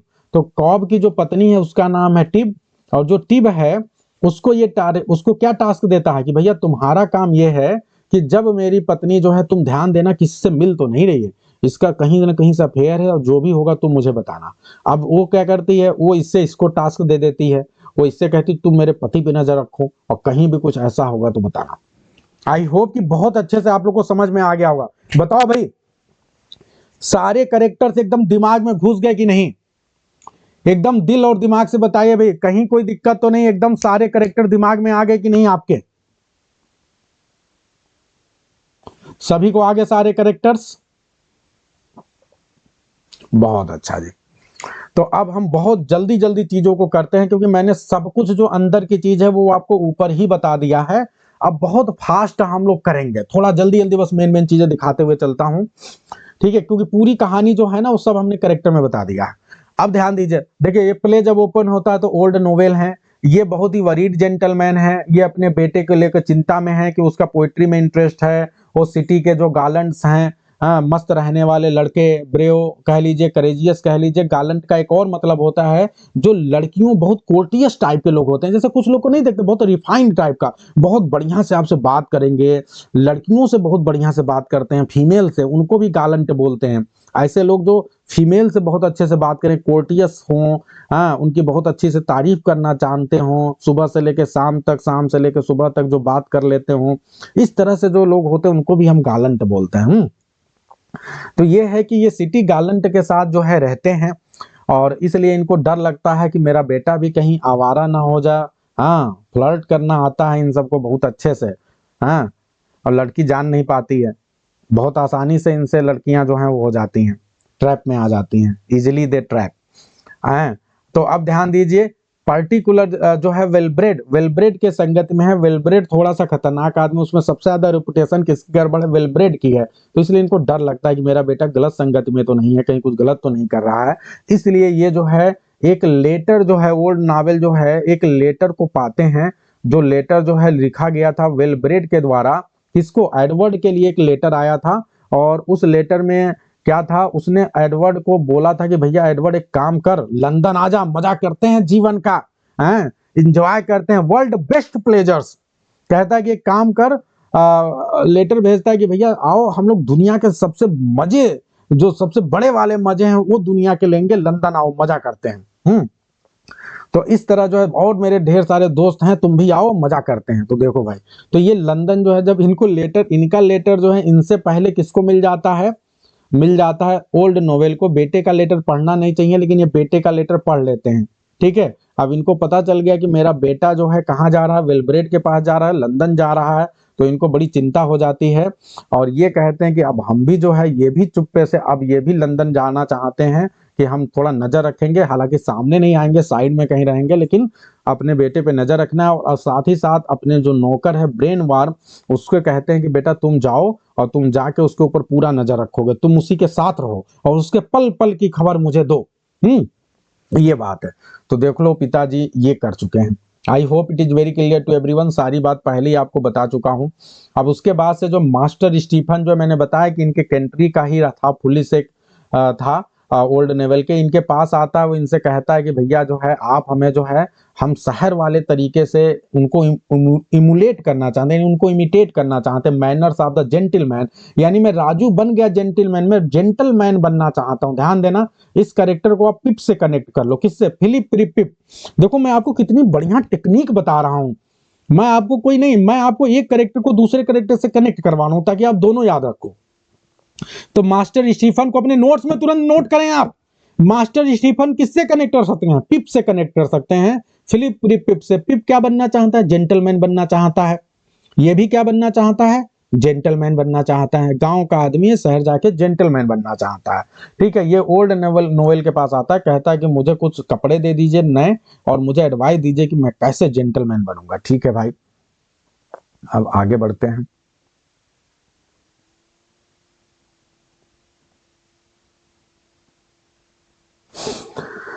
चलिए, तो अब ध्यान दीजिए, अब ये सारे जितने भी साथी हैं ये सारे कहाँ इकट्ठे हुए हैं, काइटली के घर पे हैं। अब यहाँ पे Edward novel and brain warm जाते हैं और ब्रेन वार्म पहले ही उनको इनके बेटे से मिल चुका है, ठीक है, तो ये ध्यान रखना है। और यहाँ पे जितने भी कैरेक्टर हैं ये सारे कैरेक्टर इंट्रोड्यूस होते हैं काइटली के घर में। वहां पे एक बोस्टफुल कावर्ड रहता है जिसका नाम है कैप्टन बोबाडिल, सब आपको बता चुका हूँ, मजेदार है ना। और एक वहां पे पुलिस पोएटेस्टर है जिसका नाम है मास्टर मैथ्यू, ठीक है। ये दोनों क्या हैं, ये दोनों प्रोटेजी हैं वेलब्रेड के। प्रोटेजी का मतलब क्या होता है, फॉलोअर है। वेलब्रेड उसमें सबसे मेन आदमी, ये सब उसके फॉलोअर है, मजा कर रहे हैं, ठीक है। इस कहानी को जब मैं पढ़ रहा हूं तो मुझे अपना एक भाई है वो याद आ जा रहा है। मेरा भाई जो है बिल्कुल वेलब्रेड की तरह था वो, और उसके साथ उसके हमेशा 5-6 दोस्त उसके पास रहते थे। और वो क्या करता था, वो जितनी प्रकार की मस्ती हो सकता है वो सब करता था, हैं। उसने एक कार ले रखा था और उसके बाद वो क्या करता था कि जितने भी लोग हैं, उसके दोस्त वो सब सब कहते थे उसके पास चलो, उसके पास चलते हैं, मस्ती करते हैं एकदम, और सारी मस्ती होती थी। तो ये है, तो ये मस्त हैं भाई लोग। The characters introduce at Kitely house, हाँ छठे हुए दोस्त काइटली हाउस। अच्छा, कैप्टन बोबाडिल हमने कर लिया। Kitely the merchant is introduce as a man consumed by intense jealousy. अब काइटली हमें यहाँ मिलता है बिल्कुल टाम रामसे की तरह, इंटेंस जेलसी के साथ। उसको बहुत जेलसी है, उसे डर लगता है कि उसकी पत्नी जो है कहीं सेड्यूस न कर दी जाए इन यंग गालंट के द्वारा, जो ये वेलब्रेड लेके आ रहा है। तो उसको सिडक्शन का बहुत डर है कि मेरी पत्नी को कहीं सेड्यूस किसी ने कर लिया तो बड़ी दिक्कत हो जाएगी। तो एक ही पत्नी है, अगर वो नहीं रही तो फिर कैसे होगा। एक गाना मुझे याद आ रहा है, अजय देवगन अक्षय कुमार का एक गाना है कि मेरे बदले में क्या दोगे तुम करके, एक गाना नहीं है, ये भी पता नहीं क्या बड़ा फेमस गाना है बहुत, उसके साथ गाता है वो।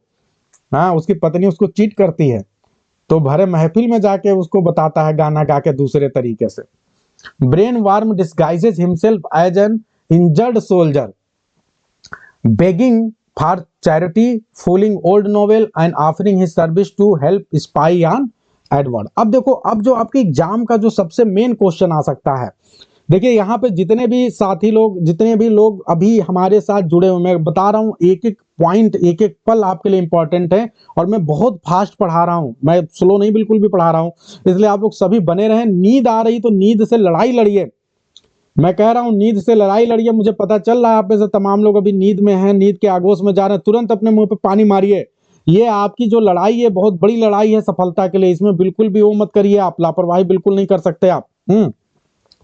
तो ध्यान दीजिए यहाँ पे, अब आपके एग्जाम का क्वेश्चन आ गया कि ये बताओ जो आपका ब्रेन वर्म है, जो ब्रेन वर्म है, ब्रेन वर्म जो है कई रूप धारण करता है, दाता तेरे कई रूप। तो यहाँ पे वो कई रूप लेगा, ठीक है। तो एक सबसे पहला रूप क्या लेगा, सबसे पहला रूप लेगा एक सोल्जर के रूप में। ये अपने भेष बदलने में बहुत माहिर है, तो सबसे पहला ये रूप क्या ले रहा है, एक सोल्जर का रूप ले रहा है। और सोल्जर के रूप में इसका नाम क्या, Fitz, Fitz sword, Fitz sword. तो ये याद रखना है आपको, ये सोल्जर के रूप में इसने क्या नाम रखा है, पहला रूप इसने यही लिया है। तो ये है, इनके घर आया हुआ है और ये एक तरह से स्पाई कर रहा है इनके घर पे। हाँ, नहीं पानी भर के रख लें राजकुमार जी, पानी अपने टेबल पे रखें और जहां नींद आए तो मुंह को तुरंत टेबल, पानी के बड़ा वाला कटोरा रखें, उसमें मुंह तुरंत डाल दें। फिर उसके बाद एक वहां तौलिया रखें, तुरंत मुंह पोंछ लें, फिर नींद भाग आए, ठीक है। आगे बढ़ते हैं। Edward is interested in Kitely sister. अब एडवर्ड जो है वो काइटली के सिस्टर मिस्ट्रेस ब्रिजेट में इंटरेस्टेड है। And begins to court her with the help of Wellbred and Brainworm, ठीक है। तो ये जो है उनको जो है कोर्ट करना शुरू कर देता है। अब कई साथी हैं, सब मिलके जो है, अरे यहाँ रोज निर्जला रह रहा है, हाँ समझ रहे हैं विजय लक्ष्मी जी, यहाँ रोज निर्जला रह रहे हैं। कल कल मैंने रोज 24 घंटे बाद हम खाना खा रहे हैं, रोज 24 घंटे बाद। ये सिर्फ आप लोग के लिए हो रहा है, आप अपने लिए निर्जला रह रहे हैं। चलिए आगे बढ़ते हैं।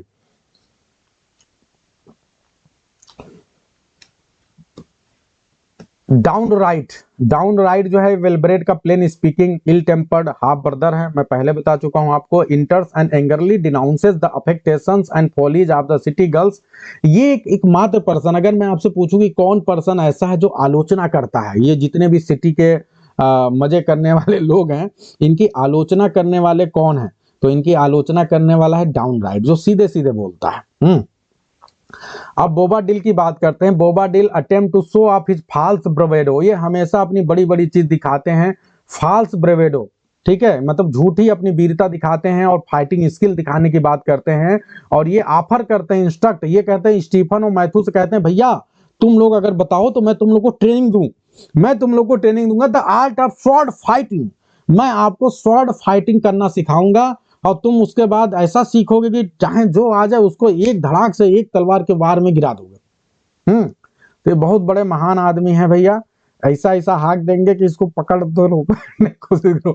Brainworm disguised as the soldier Fitzsword, ठीक है, ये next meet Stephen and Matthew and convinces Stephen to buy a rusty old sword from him claiming it has a secret virtue.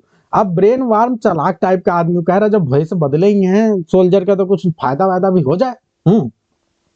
तो फर्जी सड़ा हुआ रस्टी कहीं से सोल्ड स्वाड लेके आता है, वो एक तलवार लेके आता है पुराना, और स्टीफन से कहता है देखता ये सब जैसे हमेशा ये अब बनना चाहते हैं ना, ये सब अपने आप को बहुत दिखाना चाहते हैं कि हम बहुत बड़े वो हैं, वीर हैं, तमाम चीजें। तो कहता है एक काम करो तुम लोग ये स्वॉर्ड ले लो, तुम लोग तलवारबाजी ऐसे भी सीखना चाहते हो तो ये स्वॉर्ड ले लो, और ये बहुत सीक्रेट वर्च्यू है, जब तुम इसको चलाओगे तो कुछ ऐसा इसके अंदर क्वालिटी है कि दुश्मन अपने आप ही डर जाएगा हैं। मतलब भैया मैं अपनी तरफ से बता रहा हूँ, बहुत सीक्रेट क्वालिटी है। इसको ले लो। तो इस तरह उन लोग को बेवकूफ बना के और उनको बेच देता है। अब जो काइटली महोदय हैं, काइटली महोदय भैया बहुत परेशान है कि ये सिटी के जितने भी गालंट हैं सब यहीं आ गए हैं, सब हमारी पत्नी बहुत डर रहा है बेचारा। और फिर डरते डरते कहता किसको बताएं, तो ये अपने कैशियर को बताता है। कैशियर का नाम है थॉमस कैश। थॉमस कैश जो इनका कैशियर है उसको ये बताते हैं, लेकिन इनका कैशियर समझ नहीं पाता है, क्योंकि ये जो बात बताते हैं वो थोड़ी क्लियर नहीं, बहुत ही कॉम्प्लेक्स लैंग्वेज में बताते हैं, ठीक है, तो वो थोड़ा समझ नहीं पाता है, पूरी तरह से बता भी नहीं पा रहे हैं डायरेक्टली, और थोड़ा सा कॉम्प्लेक्स तरीके से बता तो जान नहीं पाता है, तो फुली अंडरस्टैंड नहीं कर पाता है कि भैया इनके इस सस्पिशन का रूट क्या है। ठीक है, कैश का बहुत ज्यादा रोल नहीं है, बस इतना ध्यान रखें उनका कैशियर है। काइटली जो है secretly sends his wife Dame Kitely to Master Thomas Cob. यहाँ पे थोड़ा सा मिस्टेक हो गया है, ये थॉमस कोब नहीं रहेगा, क्या होगा ओलिवर कोब, ऊपर हमने आपको दिखा दिया है।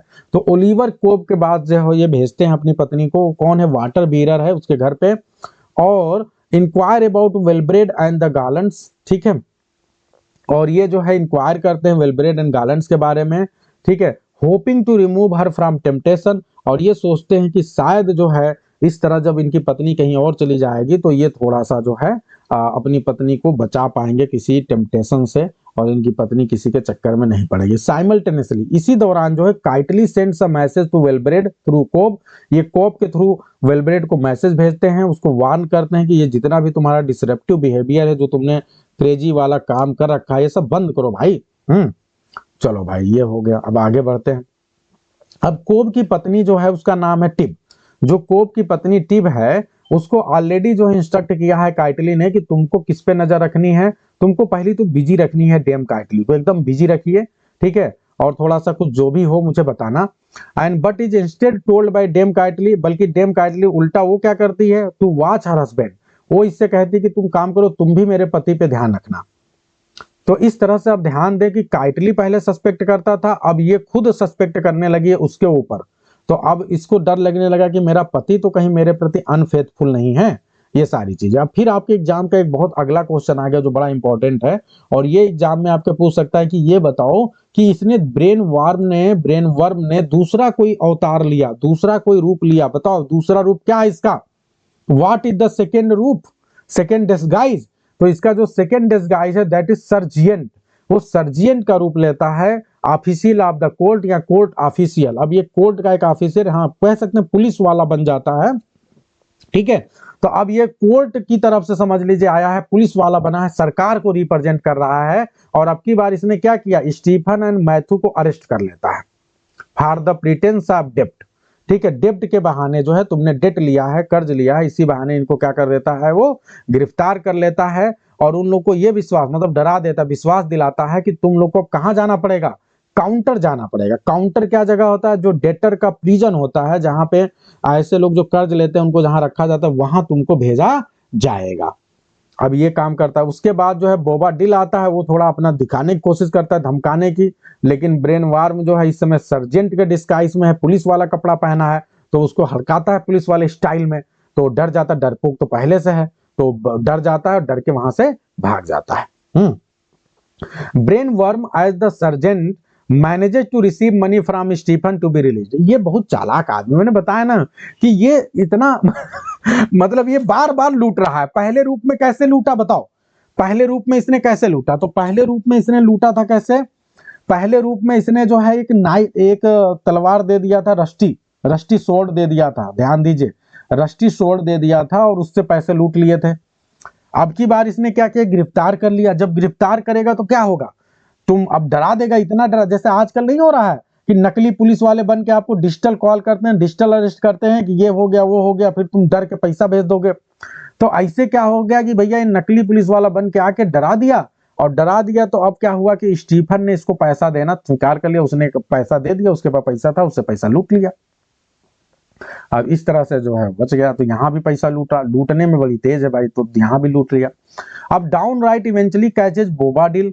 अब एक बार ऐसा मौका आता है जब डाउन राइट के सामने बोबाडिल जो है वो नाराज तो पहले से चल रहा था इन सब पे, अब बोबाडिल को एक दिन पब्लिकली मौका पा गया पूरे, और वहां पे जो है इनको बहुत बुरी तरह से पीटता है उनके कावर्डिस के लिए और कांस्टेंट बोस्टिंग के लिए, और इस तरह से उनका जो करेज है वो सबके सामने ओपन हो जाता है। ये कहते हैं ना कि मेरे अंदर बहुत करेज है, मैं बहुत वीर हूँ, और जब इनकी पिटाई हो रही है तो ये मार खा रहे हैं, भाग रहे हैं, अपने को बचाने की कोशिश कर रहे हैं। इससे ये पूरी दुनिया को पता चल गया कि ये केवल बहसता है, केवल बड़ी बड़ी बातें करता है, लेकिन इसके अंदर दम औकात बिल्कुल भी नहीं है।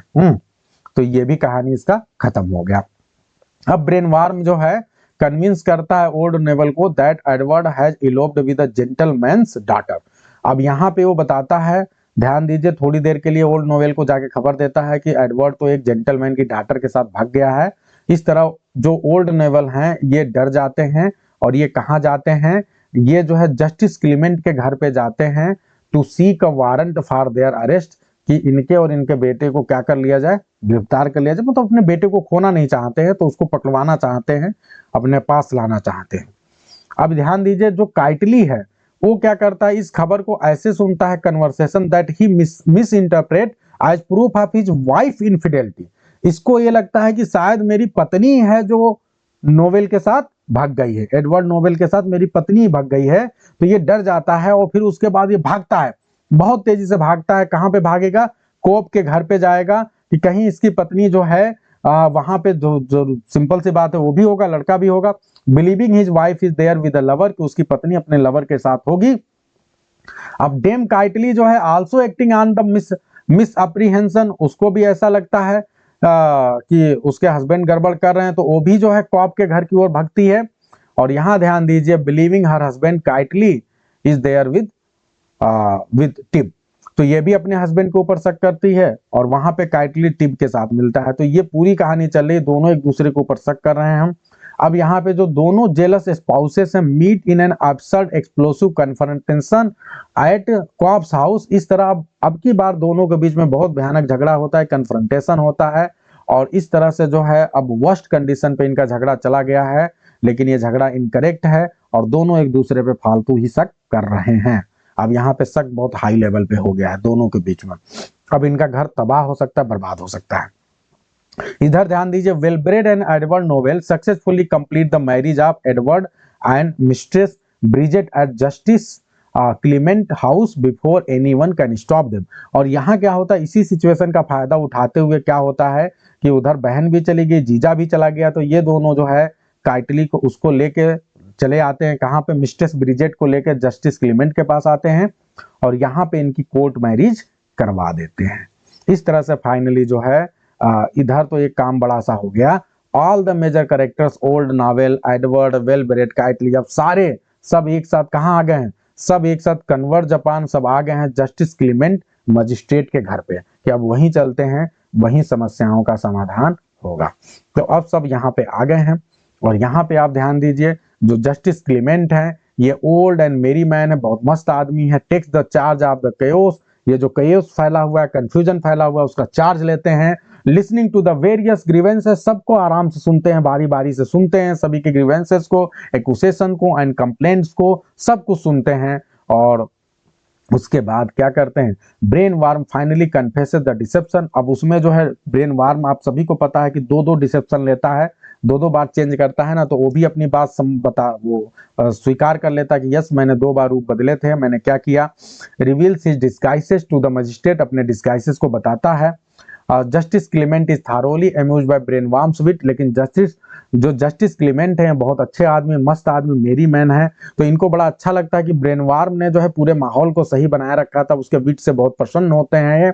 और जेन्यूनली इंजेन्यूनिटी मतलब उसकी बुद्धिमत्ता और जो क्रिएटिविटी दिख रही है उससे बहुत खुश हैं। And grant him a pardon, और उसे कहते हैं भैया तुमने जो भी किया है कोई बहुत गलत काम नहीं, तुमने किसी का बहुत नुकसान नहीं पहुंचाया है, जो तुम किए हो ठीक है, और खुश होते हैं, उसको माफ कर देते हैं। ठीक है।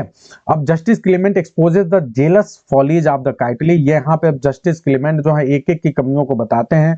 पहले जो काइटली है दोनों हस्बैंड वाइफ को सामने खड़ा करते हैं और कहते हैं कि भाई तुम क्यों शक कर रहे थे, क्यों कर रहे थे, तो दोनों की एक एक परत खोलते हैं, उनको समझाते हैं कि तुम लोग गलत शक कर रहे थे, ये बहुत गलत बात है।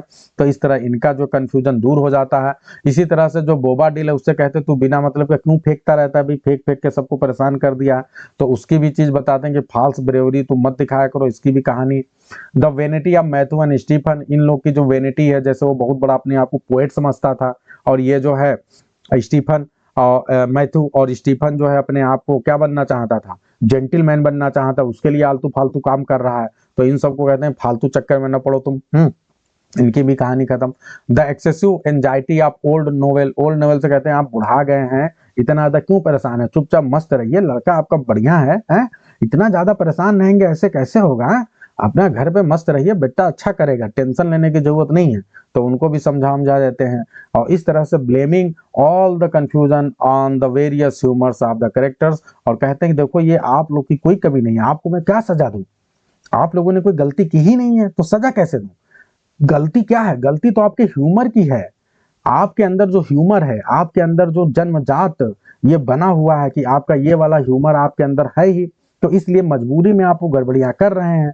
ठीक है, लेकिन आपको अब पता नहीं था, तो आप कम से कम पता तो चल गया ना कि आपके अंदर ये कमी है, तो उस कमी को प्लीज धीरे धीरे धीरे धीरे क्या करो, दूर करो, क्योंकि ये अभी तो ठीक है, कहीं ज्यादा बढ़ गया तो आपका घर परिवार सब तबाह कर देगा, तो ये ठीक नहीं है। इस तरह जो जस्टिस हैप्पीली जो है कंफर्म करते हैं मैरिज एडवर्ड एंड ब्रिजेट का, रिकनसाइल द फाइटिंग पार्टीज, जितनी भी फाइटिंग पार्टीज हैं जैसे काइटली है, सबको रिकनसाइल करते हैं, हाथ मिलवाते हैं, कहते हैं ठीक है अब सब लोग दोस्ती करो, सब मजे से रहो भाई। And invite everyone to celebratory feast, और कहते हैं सब लोग अब मजे से आओ, अभी हम एक फीस्ट करने जा रहे हैं, पार्टी होगी अब, हाँ अब पार्टी होगी। और इस तरह से restore order and concluding the comedy, इस तरह से सब कुछ सही हो जाता है, ऑर्डर स्टैब्लिश हो जाता है, इससे सारे प्ले खत्म हो जाता है। बताओ भाई कैसा लगा आप सभी को, मजा आया, एकदम आनंद आया कि नहीं आया भाई। ये प्ले था तो बहुत खतरनाक, लेकिन आपने सारे करेक्टर सारी चीजें बहुत बढ़िया से समझा दिया है, समझ लिया आपने। पार्टी कर सकते हैं भाई, कॉफी वॉफी मेरे पास भिजवाएगा कोई।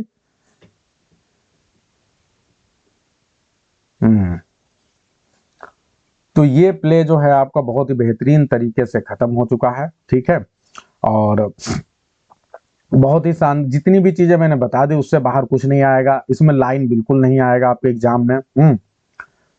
अब जो भी चीजें हैं जैसे एमसीक्यू हैं वो बहुत आसान है, एक बार हल्की नजर से आपको बस दिखा दे रहा हूं, और कुछ भी नहीं है, कुछ भी नहीं है, जो आपने पढ़ा वो सब यही है। अब आप लोग बस मुझे जवाब देंगे, जवाब देंगे, जल्दी जल्दी जल्दी बताइए। हु इज द कंसिडर, आप लोग सभी लोग बताएंगे कितने नंबर आए, कितने नंबर आए, फटाफट, बहुत जल्दी से कराऊंगा, मुश्किल से 5 मिनट में। Who is considered the central figure in the driving plot of many confusion and, बताइए कौन है सेंट्रल फिगर, कौन ज्यादा डिसेप्शन वगैरह कर रहा है, ब्रेन वर्म, ब्रेन वर्म है। आगे बढ़ते हैं, अगला क्वेश्चन आप सभी के सामने स्क्रीन पे है। Which of the following is genre in which every man is humour written, बताइए किससे बिलोंग करता है, कॉमेडी ऑफ ह्यूमर, एकदम आसान है। तीसरा क्वेश्चन है कि in 1660 revise edition of every man in humour setting was change, Florence से कहां हो गया, लंदन इंग्लैंड हो गया था। एकदम आसान है। What is the primary humour that define the merchant Kitely? Merchant Kitely के अंदर कौन सा ह्यूमर था बताइए? तो जेलिसी था। देखिए मैं आपको बताता जा रहा हूं, अगर आपको आता है तो आप फटाफट अपनी कॉपी में टिक करेंगे और मुझे बताएंगे टोटल कितने नंबर आए। 4 क्वेश्चन हो गए हैं भाई, टिक करो। मुझे ये पता चला है कोई टिक नहीं करता है, मुझे ये पता चल गया कि कोई टिक नहीं करता है और बस फर्जी बता देते हो एंड में अपने मन से। जल्दी बताइए, आगे बढ़ते हैं। अगला question, which character is described a poetaster and poses of verses as his own? बताइए कौन सा पोएटेस्टर है जो खुद कहता है ये मेरा पोएम है, फर्जी पोएम सुनाता है? कौन है? Master Matthew. ठीक है, आगे बढ़ते हैं। विच कैरेक्टर इज अ जज magistrate who resolve the various conflict and grievances? कौन करता है? जस्टिस क्लीमेंट करते हैं। आगे बढ़ते हैं। Which character publicly beats Captain Bobadil? कौन पीटता है कैप्टन बोबाडिल को? सभी को पता है, बताइए भाई। Down right. आगे बढ़ते हैं। बेन जॉनसन फादर का ऑक्यूपेशन क्या था? बता चुका हूं, ब्रिकलेयर का काम करते थे वो। ठीक है, आगे बढ़ते हैं। The title every man is humour refers to the medieval theory that personally, ठीक है, detached by the imbalance of 4 bodily fluid. आप सभी को बता चुका हूं, देखो ये चारों फ्लूइड आ गया। ब्लड सैंग्विन को येलो बाइल कोलर होता है, ब्लैक बाइल मेलंकली होता है। देखो क्वेश्चन कितने बढ़िया, सब तैयार, सारा का सारा यहीं तैयार। और जो लास्ट में बच गया वो कौन है? फ्लेगम। ठीक है, तो ये आपके चारों हैं। इसमें पूछा कौन नहीं है, तो सलाइबा नहीं है भाई। सलाइबा क्या होता है? आगे बढ़ते हैं। What is the first disguise brain warm doctor? सबसे पहला डिस्गाइज क्या लेता है? तो इंजर्ड सोल्जर लेता है, फिट्सवार्ड लेता है। आगे बढ़ते हैं, ये हाई लेवल क्वेश्चन है, चलो ठीक है कर लेते हैं। क्रोनोलॉजिकल ऑर्डर ऑफ इवेंट है, 1-2 करेंगे। हाई लेवल सारा आप लोग आप बाद में करिएगा, मैं 1-2 बस करा दे रहा हूं। Brainworm assume the identity of sergeant and arrest Stephen and Matthew, एकदम सही बात है। Kitely and Dame Kitely meet in the jealous confrontation, ये बाद में होता है, एकदम सही है। Old Knowell intercept the letter from Wellbred to Edward, ये सबसे पहला है। तो सबसे पहला आप सभी को पता चल गया, ये है। ठीक है, फिर उसके बाद से क्या है? दूसरा वाला आपका ये है फर्स्ट। फिर तीसरा वाला क्या है आपका? ओल्ड नॉवेल जो है इंटरसेप्ट लेटर फ्रॉम वेलब्रेड, नहीं ये तो पहला था। फिर दूसरा ब्रेन वार्म वाला हो गया, और तीसरे नंबर वाला क्या हो गया? बीट वाला हो गया, बीटिंग करता है वो। और चौथे नंबर पे आपका हो गया Kitely and Dame meet in a jealous confrontation. तो कहानी से एकदम क्लियर है कि नहीं, बताओ आप लोग।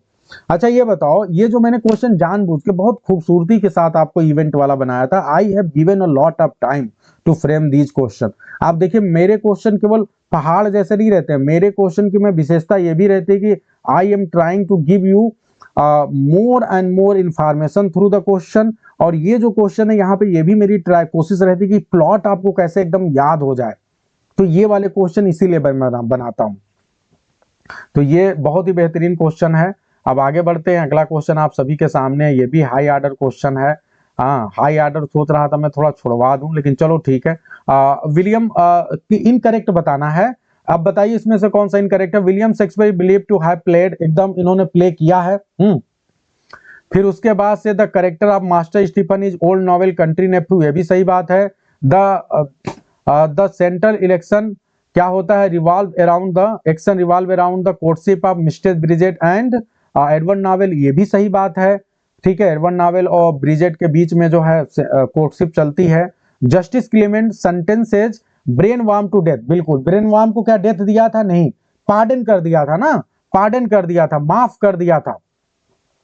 ठीक है, फिर ये क्वेश्चन बहुत बेहतरीन क्वेश्चन है, ये क्वेश्चन तो आप कर ही लो। Every man in his humour is considered a rejection of the romantic comedy popular among Jonson period, Jonson Spear, बताइए सही बात है कि नहीं? यस, उस समय क्या हुआ था? रोमांटिक कॉमेडी पॉपुलर थी ना, शेक्सपियर वाली कॉमेडी पॉपुलर थी, तो उन्होंने क्या किया? रिजेक्ट कर दिया, कहा मैं इस तरह की कॉमेडी नहीं लिखूंगा। और फिर क्या हुआ? The play's prologue promises to present deeds and language such as man do use, ये एकदम सही बात है। आप प्रोलॉग मैंने आपको इसीलिए दिखाया है, तो दोनों क्या हो गया? सही है। ठीक है, बहुत ही बेहतरीन है क्वेश्चन, तो आप लोग के लिए ऐसे ऐसे हम लेकर आए हैं। ठीक है, कि आपको मजा ही आ जाएगा। Why is the confrontation between Kitely and Dame Kitely Cob's house consider moment of high irony? बताइए आयरनी का कब है? जब डेम काइटली और कोप दोनों, डेम काइटली एंड काइटली दोनों पहुंच जाते हैं कोप के घर पे। किस लिए पहुंच जाते हैं? क्योंकि एक को लगता है कि ये दूसरे के साथ चक्कर में है और दूसरे को लगता है कि ये इनके साथ चक्कर में है, तो ये क्या हो गया? आयरनी तो हो गया। कि हम तुम पे शक करें, तुम हम पे शक करो। ठीक है, तो ये कहानी हो गई। ठीक है, अब देखते हैं ये वाला, बताइए ट्रू फॉल्स बताना है। क्या बात है भाई, सब कुछ ऐसे ही याद कर लो, क्या बढ़िया। Brain warm second disguise is that of a soldier, क्या ये सही बात है? नहीं, सेकेंड डिस्गाइज सोल्जर का नहीं है, सेकेंड डिस्गाइज किसका है? सर्जेंट का है। किसका है जी? Sergeant. Kitely cashier is named Cash, एकदम सही बात है। Master Stephen is old Knowell son, गलत बात है। ओल्ड नावेल का तो सन नहीं है, वो तो एडवर्ड नावेल है ना। Edward novel marriage mistress brigade, एकदम सही बात है। अरे भैया सब आपके दिमाग में जा रहा है। बताइए आप में से कोई ऐसा है जो कहेगा नहीं अभी भी हमको रिवीजन की जरूरत है इसकी? बताओ, आप कह सकते हैं कि नहीं कि आपके दिमाग में चला गए? बताइए, मुझे भरोसा दिलाइए। तो इसमें क्या हो गया, आपको ट्रू फॉल्स मैंने सारा बता दिया। तो पहला फॉल्स, फिर उसके बाद ट्रू, फिर फॉल्स, फिर ट्रू। ठीक है, आगे बढ़ते हैं। The name of the several servant who manipulate the plot and disguises himself, बहुत क्लियर है, ब्रेन वर्म। वही तो सारी चीजें करता है, मैनिपुलेट करता है, डिस्गाइज करता है अपने आप को, ब्रेन वर्म है। The what kind of position is Oliver Cob, profession of Oliver Cob, Oliver Cob का क्या प्रोफेशन है? तो वाटर बीरर है ये। What is the Edward Knowell doing that worries his father, क्या करता है जिसकी वजह से इसके पापा बहुत वरीड है? तो ये भैया writing and reading poetry, idle poetry, बताओ पोएट्री लिखते हैं भैया। देखो पापा लोग को कब दिक्कत होने लगती है, जब बेटा जो है क्या करे, ज्यादा कविता लिखने लगे जुदाई के, प्यार के, हैं, तो फिर थोड़ा सा डर लगने लगता है। तो ये चीजें हैं, आइडल पोएट्री लिख रहे हैं, राइटिंग कर रहे हैं, मतलब कोई अच्छा काम नहीं कर रहे हैं, फालतू तो लोग के चक्कर में पड़े हुए हैं। What is the full name of Ben Jonson life, तो ये याद रखेंगे आप लोग, राइटिंग एंड रीडिंग पोएट्री ये करते थे केवल उस समय। देखो अब आप ऐसे समझो, जैसे आप कहोगे सर ये कोई बुरी बात नहीं है। देखो आज के समय में हम क्या, अगर टुनटुन क्या करे, दिन भर बैठ के मोबाइल में गाना सुने, दिन भर बैठ के मोबाइल में मूवी देखे, फिर क्या करे, सबको व्हाट्सएप पे मैसेज भेजे, टुनटुन मैसेज गाना भेजे, कहे दोस्त ये वाला गाना सुन लो, ये वाला गाना आज मैंने देखा है बहुत अच्छा लग रहा है, तुम भी सुन लो। फिर उसके बाद अपने दूसरे दोस्त को भेजे, ये वाला शायरी मैंने लिखा है, ये वाला तुम भी भैया देख लो, ये वाला रील बहुत बढ़िया है भाई, देखो बहुत बढ़िया रील है। अगर इस तरह आज कोई बच्चा करेगा तो उसके बाप दुखी होंगे कि नहीं दुखी होंगे? तो ऐसे वो भी था, वो उस समय ये चीजें थी ना, उस समय तो मोबाइल का गेम चल नहीं रहा था, तो उस समय यही सब था, लेटरबाजी लिखना, पोएट्री लिखना, ये सब वो सब चीजें। तो आई होप कि समझ में आया होगा। आज के समय से नहीं कंपेयर कर पाएंगे आप, उस समय की सिचुएशन आज से जब कंपेयर करेंगे तब समझेगा। तो अब हो गया सभी को। इनकी पत्नी का नाम एन लेवी से, अगला क्वेश्चन है। अगला क्वेश्चन नेक्स्ट क्या है, which two characters are half brother, बताइए दो कैरेक्टर हाफ ब्रदर कौन है इसमें? Who will tell? आंसर आप सभी के सामने है, लेकिन आपको पता है कि नहीं पता है, तुरंत आपके दिमाग में आ रहा है कि नहीं, ये सबसे बड़ी जरूरी है। Down right and well bread, ये दोनों हाफ ब्रदर हैं और दोनों एक दूसरे से क्या है, अगर आपसे पूछा जाए बताइए कौन ऐसे दो कैरेक्टर हैं जो एक दूसरे से ठीक उल्टे हैं, बताइए कौन ऐसे दो कैरेक्टर जो एक दूसरे से ठीक उल्टे हैं, भाई हैं और ठीक उल्टे, तो यही दोनों हैं। ये दोनों, एक तो बहुत चंट है, उसके दोस्त यार बहुत हैं, और एक क्या है, एक बहुत सीधा है, पटक के मारता है अगर कोई गड़बड़ी करता है तो, है एकदम सीधी बात अपनी बोलता है, सही आदमी है। तो ये बात है, तो बहुत इंपॉर्टेंट है। Ben Jonson was a student at which school, किस स्कूल में स्टूडेंट? वेस्टमिंस्टर स्कूल में थे। इनको जो ऑक्सफोर्ड यूनिवर्सिटी से जो है मास्टर्स का अवार्ड मिला था, वो कैसा अवार्ड था? ऑनरी मास्टर्स ऑफ आर्ट का अवार्ड था, इनको मिला था। ठीक है, अब आगे बढ़ते हैं। फिर एक एमसीक्यू है, यहाँ ध्यान दीजिए, बड़ा अच्छा एमसीक्यू है। रीड द स्टेटमेंट बिलो, और आपको जो है बताना है। ही जब ब्रैगर्ट किसके बारे में? कैप्टन बोबाडिल के बारे में कुछ बातें हैं, बताइए आप लोग कैप्टन बोबाडिल के बारे में क्या जानते हैं? He is a braggart soldier but is utterly cowardly, एकदम सही बात है, बहुत ज्यादा भौकाल मारता है, ढींगे हाँकता है। ब्रैगर्ट का मतलब ढींगे हाँकने वाला, लेकिन है क्या, बहुत ही ज्यादा कमजोर, कावर्ड है। He claims to have fought successfully in the Netherland, बहुत बड़ी बड़ी बातें करता है, बहुत ज्यादा नीदरलैंड में लड़के आए हैं, बहुत बड़ा तीर मारे हैं। He is beaten by Downright, ये भी सही है। और इसके बाद he is described as pals man, ये भी सही है। यानी चारों बात सही। सोचो इस क्वेश्चन में आपको कितनी ढेर सारी इंफॉर्मेशन दे दी गई है एक साथ, ये आप लोग कर लेंगे, एग्जाम में आएगा तो बहुत बढ़िया से, बहुत ही बेहतरीन क्वेश्चंस आप सभी के सामने हैं। अब अगला क्वेश्चन ये है कि बताइए जो है कौन सी बात यहाँ पे करेक्ट है। तो यहाँ ध्यान दें, ओल्ड नोवेल के बारे में, ओल्ड नोवेल के बारे में बताइए क्या बात सही है। He encourages his son's poetry and care free style, बिल्कुल नहीं करेज करता, तब वो इसी बात से तो दुखी है बेचारा कि इसका बेटा यही काम कर रहा है, केयर फ्री है, मस्त है, केवल कविताएं लिख रहा है, भेज रहा है। He is the brother of Kitely, ये भी बात गलत है, काइटली का ब्रदर तो है ही नहीं। He attempt to spy on his son driven by overbearing parental anxiety, यही वाली बात सही है। ही इज रिटायर्ड सोल्जर, नहीं ये भी नहीं सही है। बहुत ही बेहतरीन क्वेश्चन है भाई, मन एकदम खुश कर लीजिए, क्या बात है। अब ये क्वेश्चन से आपका दिल मन और खुश हो जाएगा। फिर ये देखो, the prologue of every man is humour for the 1616 version, इन्होंने जो प्रोलॉग लिखा था 1600 के वर्जन में, उसमें की बातें करते हैं, बताइए इसमें क्या बात जो है आपको ट्रू और फॉल्स लग रही है, तो नकल नहीं किए बिना बताओ। देखते हैं, बहुत बेहतरीन, अब जवाब दीजिए फटाफट आप लोग, देखते हैं कौन बता रहा है। A fanatical story with supernatural element, क्या सुपरनेचुरल एलिमेंट मिलेगा इनके प्लेज में? रोमांटिक कॉमेडीज में मिलता है, इनके प्लेज में मिलेगा कि नहीं? यस या नो जवाब देंगे आप लोग। ये देखो, ये कह रहे हैं सुपरनेचुरल एलिमेंट मिलेगा, यस या नो मिलेगा कि नहीं? ट्रू फॉल्स बताइए। नो, नहीं मिलेगा। आगे बढ़ते हैं, बहुत अच्छा। Deeds and language such as man do use, क्या ये मिलता है? क्या ये प्रेजेंट करते? यस, ये है। A comedy showing N image of the times, क्या ये है? ये है कि नहीं? यस और नो, जल्दी बताएं। तो ये भी है। आगे बढ़ते हैं। A plot focus on grand crimes rather than human follies, क्या ऐसा है? क्या आपको लगता है कि ग्रैंड क्राइम पे प्लॉट फोकस कर रहा है, ह्यूमन फॉलीज पे नहीं कर रहा है? नहीं भैया, इसका ठीक उल्टा है, क्राइम पे फोकस कम है, ह्यूमन फॉलीज पे फोकस ज्यादा है। कितने बेहतरीन तरीके से आप लोग को मैंने पढ़ाया है प्रोलॉग। अगर आप प्रोलॉग ना पढ़े होते तो इस क्वेश्चन को कर पाते आप? बिल्कुल ना कर पाते। तो आप ये समझ लो कि जो ये क्वेश्चंस कर रहे हैं, बहुत हाई लेवल के, बहुत बेहतरीन क्वेश्चन बनाए गए हैं सिर्फ आपके लिए। आगे बढ़ते हैं। What is the name of Kitely virgin sister whom Edward Knowell marriage, बताइए वर्जिन सिस्टर का नाम क्या है जिससे वो मैरिज करती है? तो मिस्टर ब्रिजेट। आगे बढ़ते हैं, अगला क्वेश्चन आप सभी के सामने, high order MCQ, the function of justice Clement in the conclusion of the every man is humour, क्या है उनका फंक्शन? तो सबको बता चुका हूं, ड्यूस एक्स मसीना, ड्यूस एक्स मसीना का उनका फंक्शन है, क्योंकि उसी तरह ये भी चीजों को एंड करते हैं अपने आने से। विच of the Ben Jonson other famous comedies followed by success of every man, इसके बाद इनके कॉमेडीज से फॉलो कौन करता है, और कौन सी कॉमेडीज हैं जो फॉलो करती हैं? ठीक है, तो वो इसमें एक ही कॉमेडी है सिर्फ, वालपोन। ठीक है, और इनकी कोई कॉमेडी है नहीं, तो यही वाली कॉमेडी है जो उसको बहुत अच्छे से उसी तरह की कॉमेडी फॉलो करती है। अब सबसे लास्ट में अंतिम क्वेश्चन चलते हैं, और ये आपसे पूछ रहा है क्रोनोलॉजिकल ऑर्डर लगाना। ठीक है, तो ये आपसे पूछ रहा है कि भैया इनके प्लेज का ऑर्डर लगाओ, ये आपके बस की बात नहीं है, क्योंकि ये क्वेश्चन आएगा भी नहीं इतना कठिन कि आपसे ऑर्डर, लेकिन इसलिए मैंने बना दिया कि इनके वर्क तो जानो आप। तो इनके 4 वर्क ध्यान लो, Volpone, every man in humour, the alchemist और बार्थोलोमू फेयर। ठीक है, अगर क्रम ही लगाना है तो सबसे पहले एवरी मैन इज ह्यूमर आया है, सेकंड वाला आ जाएगा, फिर सेकंड नंबर पे वालपोन आया 1606 में, फिर उसके बाद अल्केमिस्ट आया है 1610 में, और फिर बार्थोलोम्यू फेयर आया 1614 में। तो अब जल्दी से आप लोग अपना स्कोर बताएं, जल्दी से मुझे स्कोर बताएं, how many marks did you get? जल्दी से आप लोग बताएंगे कितने नंबर मिले हैं सभी को, जल्दी से बताएं। ये मैंने बहुत अच्छे से लिया, 1.5 घंटा लग गया, लेकिन आई एम हैप्पी। कई बार चीजें में ज्यादा समय लगे कोई बात नहीं है, क्योंकि यहाँ पे आप निश्चित तौर पे सीख रहे हैं।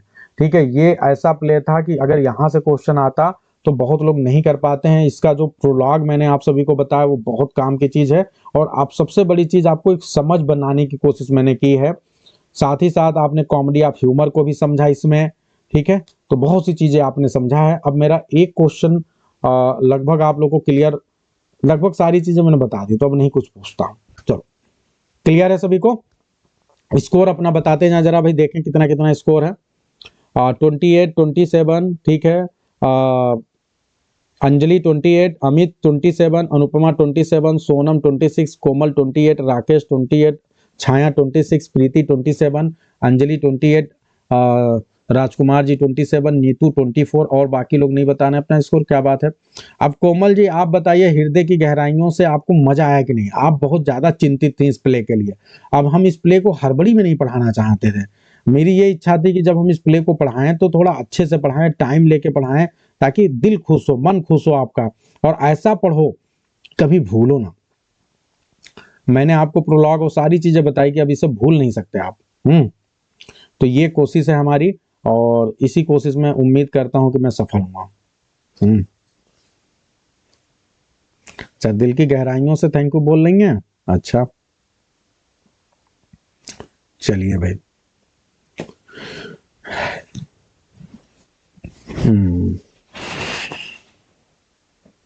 अच्छा, पहली बार ही पढ़ा है आज।